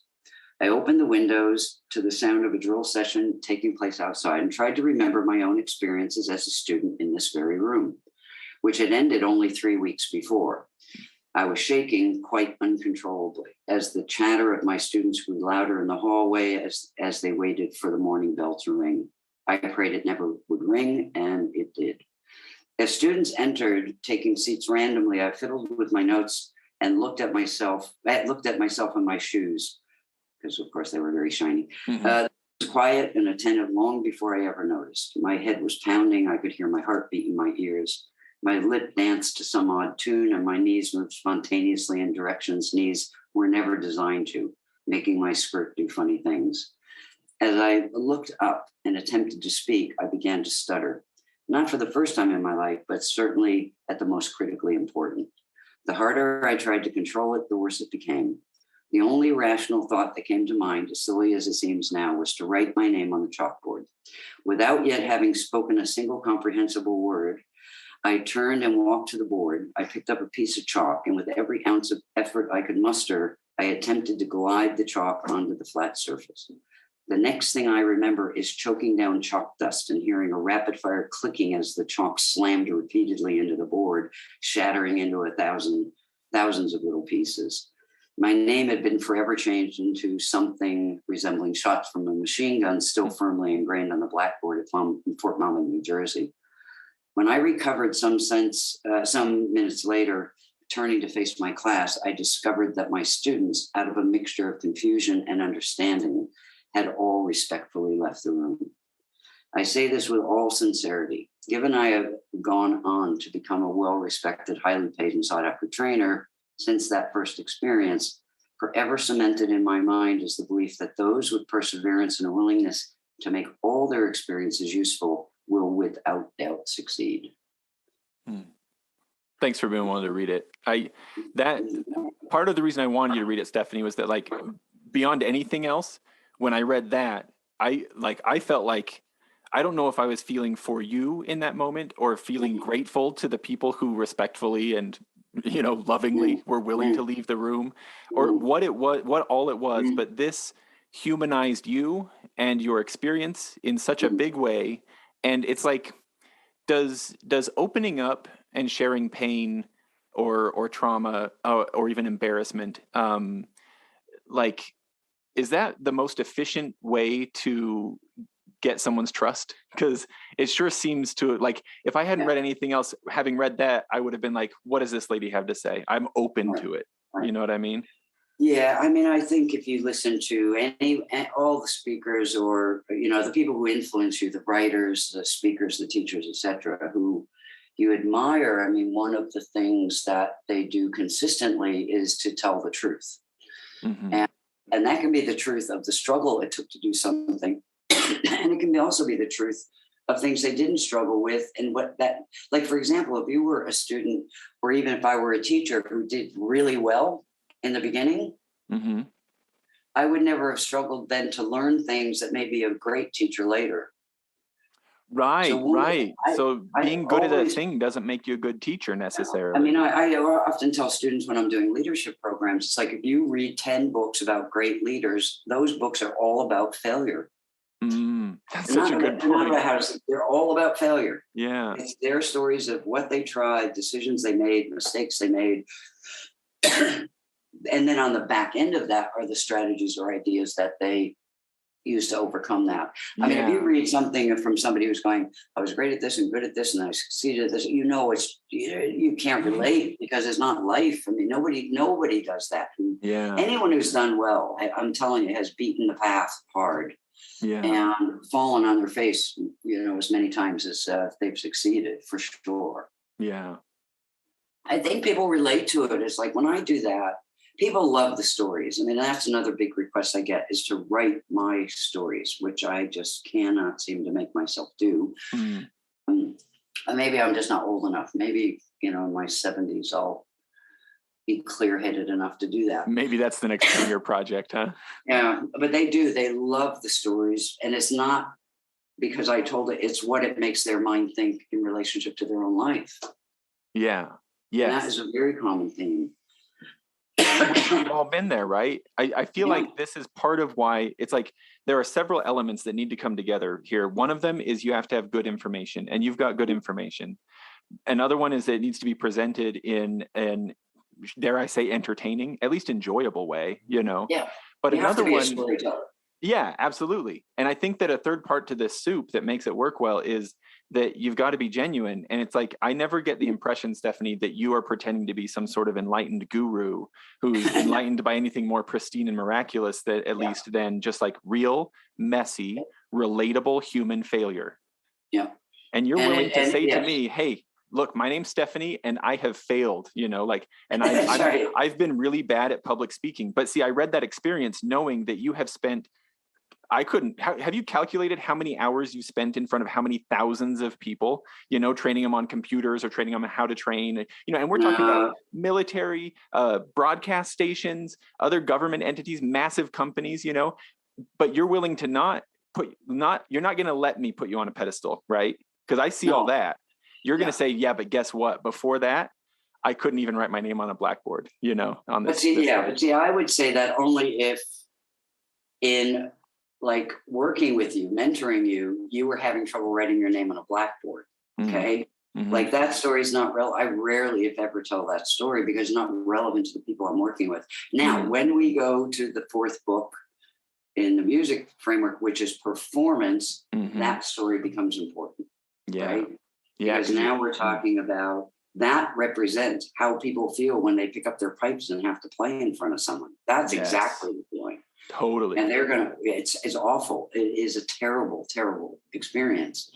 But the military, not them, but my environment of all men and me being me and me being heavily protected by my students caused me to be a good teacher. And I went on to build that skill over many, many years, but without working on it. I mean, one thing I should say, because I don't want to leave it out, is as a kid, for as socially as incompetent as I was always good in front of other people if I was in control. So, I was quite gregarious, and for being like a severe introvert, which I mean, I'm off the scale on the introvert scale. They don't even go that low for me on the introvert scale, or that high. But when I'm in a position where I'm telling a story or teaching or being on stage, that's not, I feel it, but that's my comfort zone. And I feel more me on stage than I probably do or did until I was 50 in any other context. Sure. So although it took me some time to kind of get over that initial bump of the responsibility of teaching, once I did, I became known as a great military instructor. And, still to this day, if I go to a conference, it's got 10 of the best people in the world, people will say, number one, Burns. Yeah. I go in to knock it out of the park, and, and sometimes I crash and burn, but, I'm in there to basically knock it out of the park. And the books are good representations of the character I am when I'm teaching, for sure. Yeah. No, it makes sense. Yeah. Well, I feel like maybe it's not fair for me to do this, but maybe to distill maybe like what a reader could be could expect to get out of what you're offering, whether that reader wants to ride horses or swim or play bagpipes or anything, would be that you say that it matters to you, Stephanie, that people have what they need to get wherever it is that they think they want to get to. Yep. And it feels like that's what you're doing for other people. And that is absolutely it. It's absolutely it. It's the driver every day. I mean, my day, every day is different because I don't know what's coming in an email.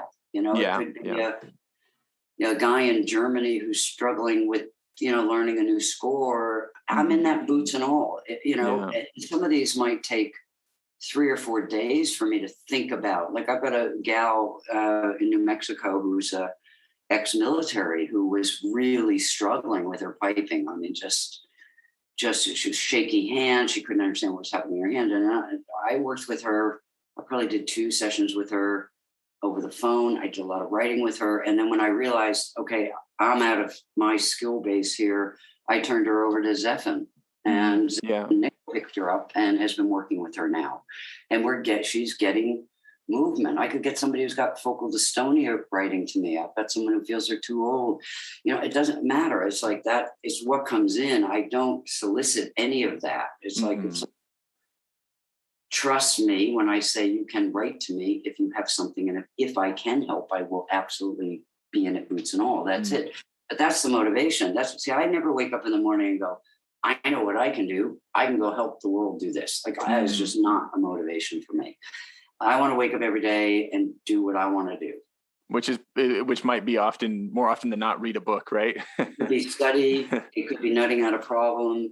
It could be reaching out to people overseas who are smarter than I am in a subject. My drum practice gets done every single day. It could be a lot of things. It's being in the gym every day.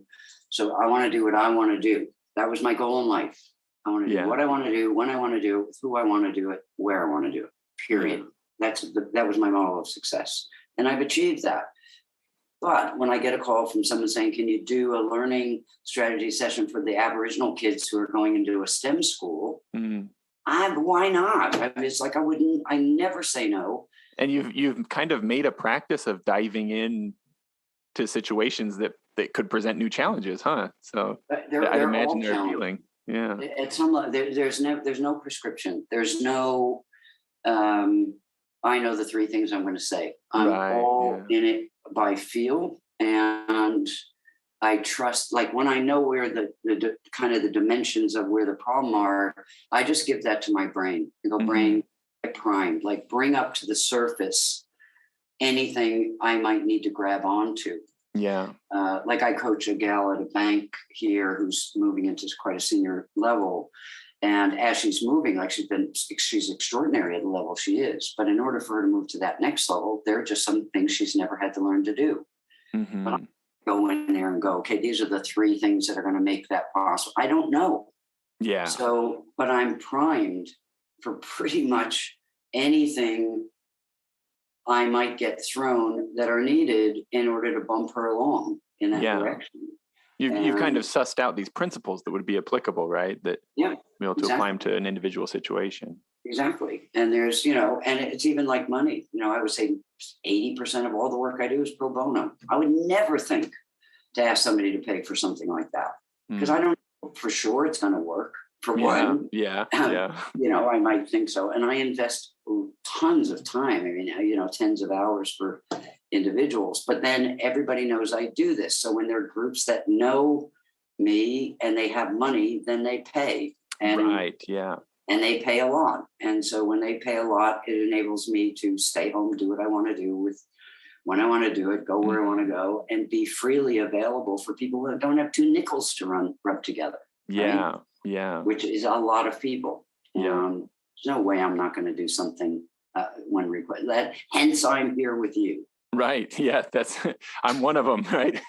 And that's one. I hope that folks will forgive me if I started turning this into kind of a personal coaching session, because honestly, Stephanie, a lot of the things that I ended up asking you about are things that are very prevalent in my life right now. Well, listen, that's fine. I was very open to, I knew you wanted to kind of explore the past, but I also trusted absolutely that you would read certain things that you would see, that you would prime yourself for this might go. So you could be spontaneous with me and trust I'd be spontaneous with you. We certainly haven't tried to nut this together into lessons, but I can already tell you there's 6, 7, 8 things that have been said that hopefully will stimulate people to be thinking within their own life and within their own. Well, we haven't bloody talked about piping or drumming, which I know. But see, pipers and drummers are human beings, right?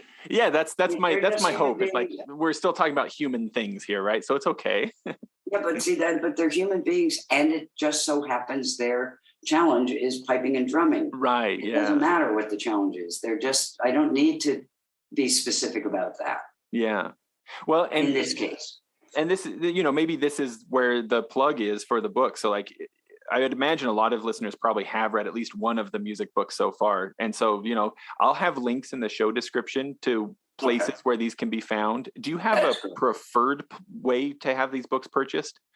Just anywhere. I mean, if they're, depending on where they're located, like Tartantown has it up in Vancouver. I'm happy if people within their community, pipe band community, carry the books. Yeah, it supports them. Yeah. I use Amazon as the distributor simply because, people in 40 countries are buying the book. Right, it's everywhere. And so it's the only thing I can do that gives people access. I can't do that from Australia. They can't order the book from me. Like if someone local called and said, a local band called and said, can we get 10 copies? Yeah, I can. But I can't get them here and then ship them over to France. I mean, that's right.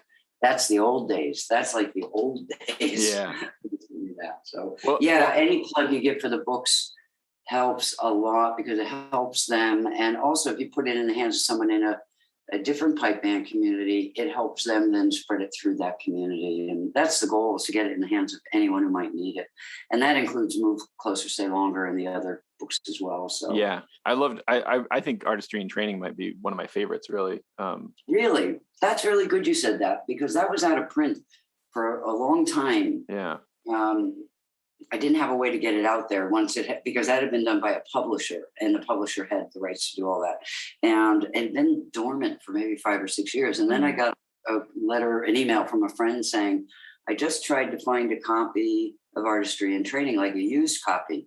I found one on eBay for 457 euros. Well, and he helped me out here. Yeah. So I sent this gal a PDF of it and said, just take this. Anyway, that inspired me to get my designers to basically knock the thing together and put it up in instant print so that it can be purchased now, and has been probably for the last, maybe decade or so. Yeah, I just, some things you do, like all the learning to learn guitar stuff. Yeah. We're talking 100 hours of teaching that was all recorded. Mm-hmm. And I kept that going as long as we had on videos. Then it went to DVDs.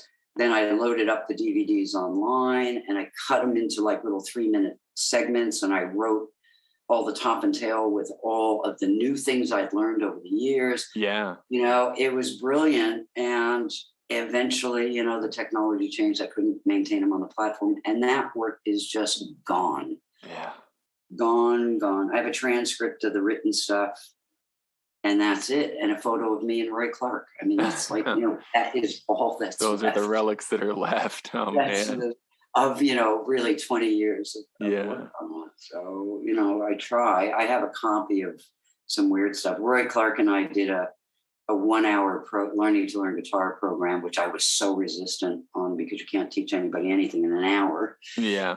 But I was convinced to do this thing. With Roy, and I do have a copy. It was a lot of fun. I flew from Sydney to Oklahoma City. Yeah. To meet with Roy Clark in the studio. We did it in a day and had a ball. But is it quality education? No. No. It's a lot of fun to do, but yeah. And I get asked to put a lot of things, like people will produce things that are weak educationally, and they'll ask if I can insert kind of a front-end piece to teach people how to take best advantage of what is there. Sure, yeah. And a story I hadn't really told much because it never was relevant, but I'll tell you here because this will spread it around America. But I did get a call from a guy, I had a marketing guy I'd worked with for years in Australia. He was in the States, and he said, listen, we're doing this, Donald Trump's they're going to be doing an online university, or a university, Trump University. Oh, yes. Yeah. Yes. And the materials, which were I think they were 5 DVDs of content experts on wealth creation. And Donald Trump was doing this thing on the front end. And the guy who's had known me for 25 years, he said, listen, there is no way anyone's going to learn anything from this.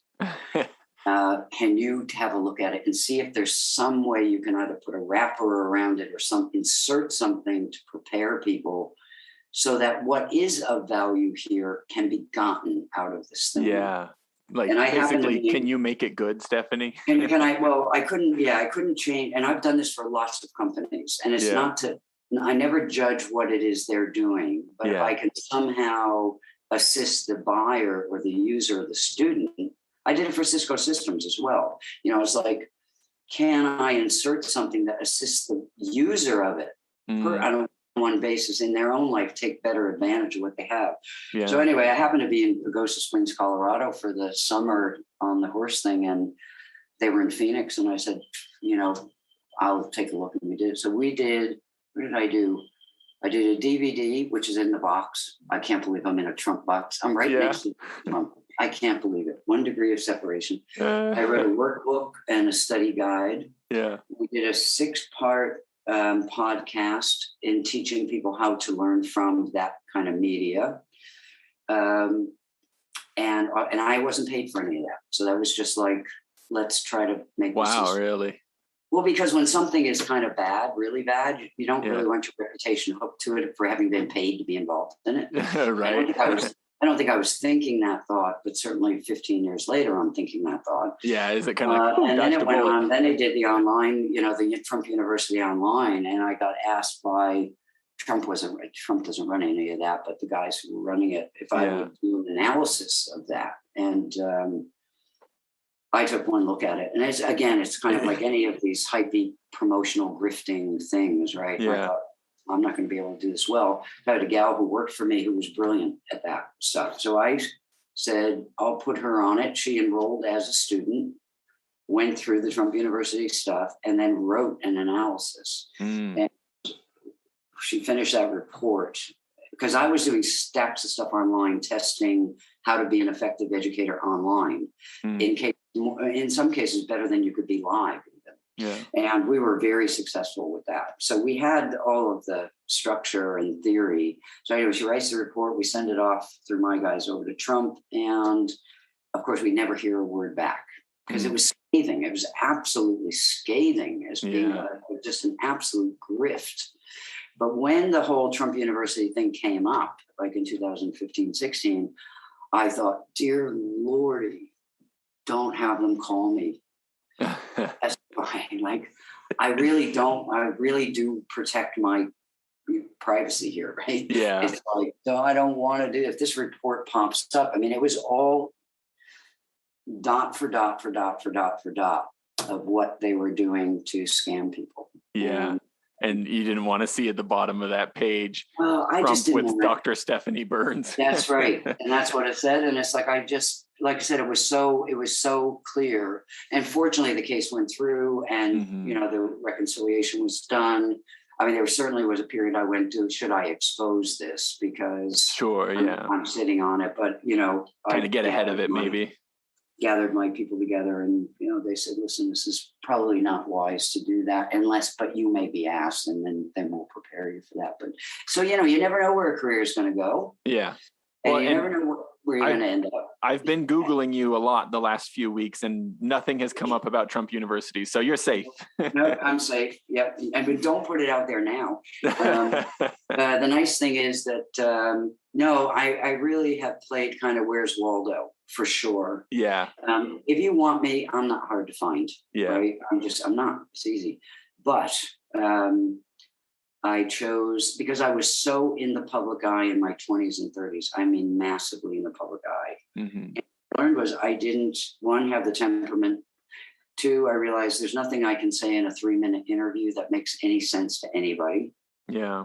4, or 3, when you have people following you, when you've got 100,000 students following you, you don't get any work done. And 4, they keep wanting you to do the same work over and over again. I don't want to write a book and then have people say, can you come in and give a lecture on it? No, that's why I wrote the book. Go read the book and then ask me interesting questions based on what you did with the book.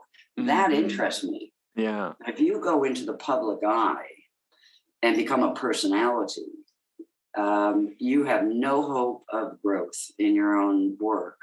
Your reputation takes a pounding. Sure, you might be popular and you might sell 1 million books, but who gives it? I don't give any, credence. I don't want that. That's not interest. I might sell 1 million books, but not by that method. Yeah, well, I mean, you would have had to become the horse lady or the bagpipe lady or the ballroom lady, and so then these other things wouldn't have been able to happen. It's spot on. That's absolutely a true statement. And because in my 20s, I became very successful very quickly in the emerging Apple, Microsoft, Compaq, you name the computer system I was involved in it, as the teacher of the major corporations. And then I was the spokesperson at the big computer conferences. So you went to any of those mega conferences with 50,000 people, when you'd walk in, it would be, say, computer college, and that was me. And I would do 4 2-hour lectures a day for 4 days in a row to people who were coming in off the street really curious about what all this stuff was about, but they didn't know anything. So my job was to educate the population who was looking at this. Well, then it was like the computer lady on the commercials on TV. Then it was interviews this week. Then it was, and when you're 20s, you think, this is cool. Yeah. Right? Yeah. What else could I want? It's not for me. It just isn't me. It's just not, I will be happy to be. My dad once said to me, the first thing when you were getting to be about 10, I asked you what you wanted to be, which is a question you normally wouldn't ask because he didn't want to plant any seeds in our head about what to be.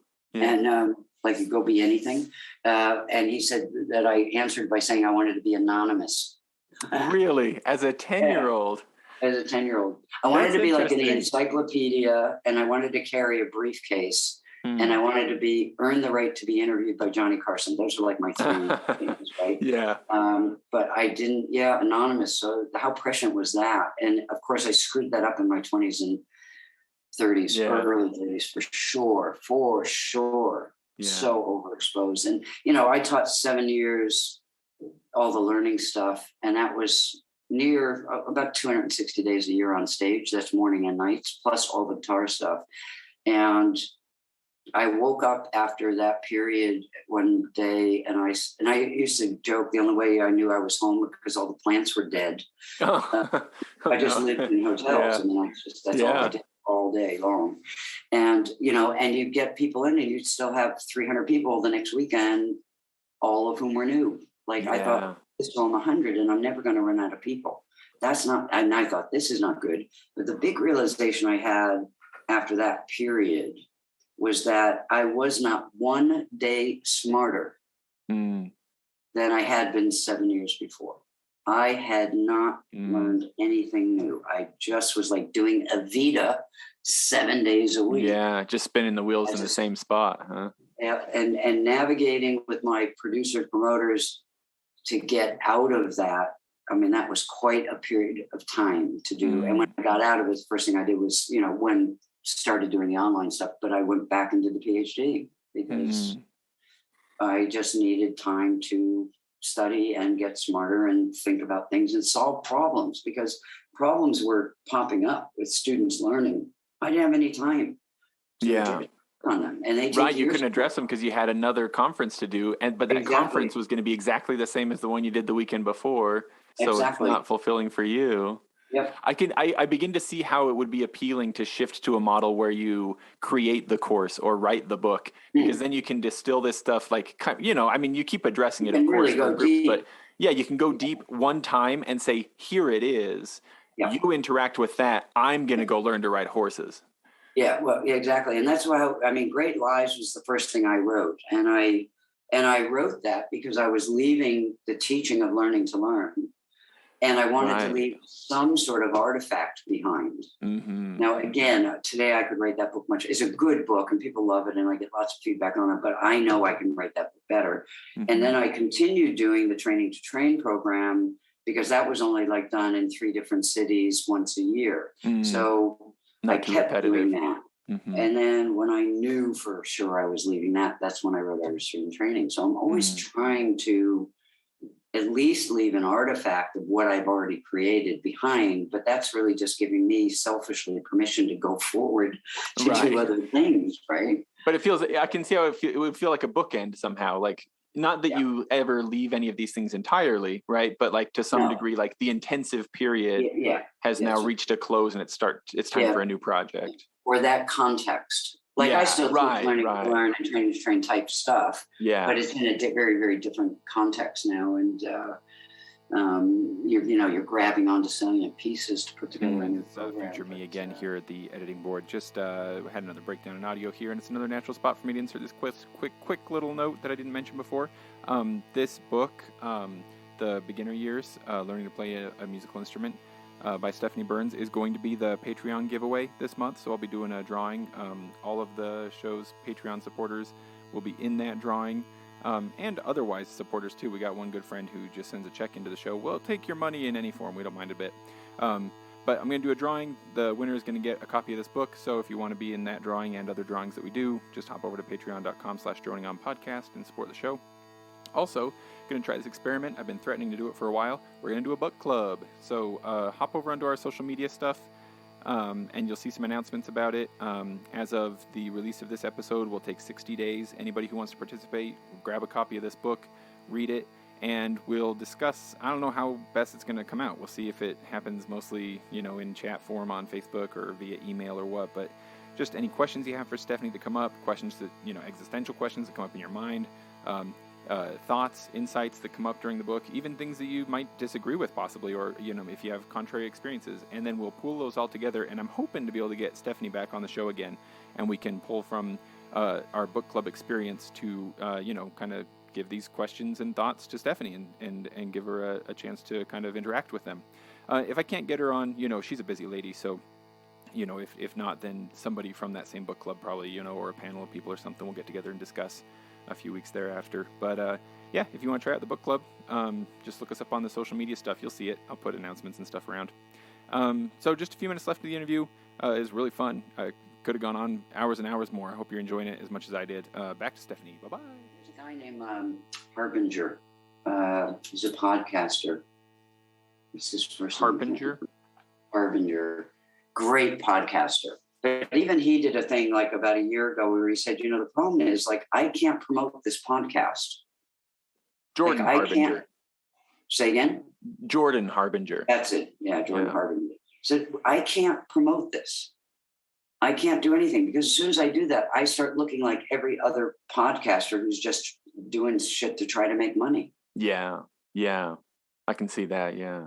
And it's really hard. He goes, this is a real difficult thing. The things we're offering are of value, but I can't actually sell them or really even promote them. Yeah. And, and I went, whoa, here.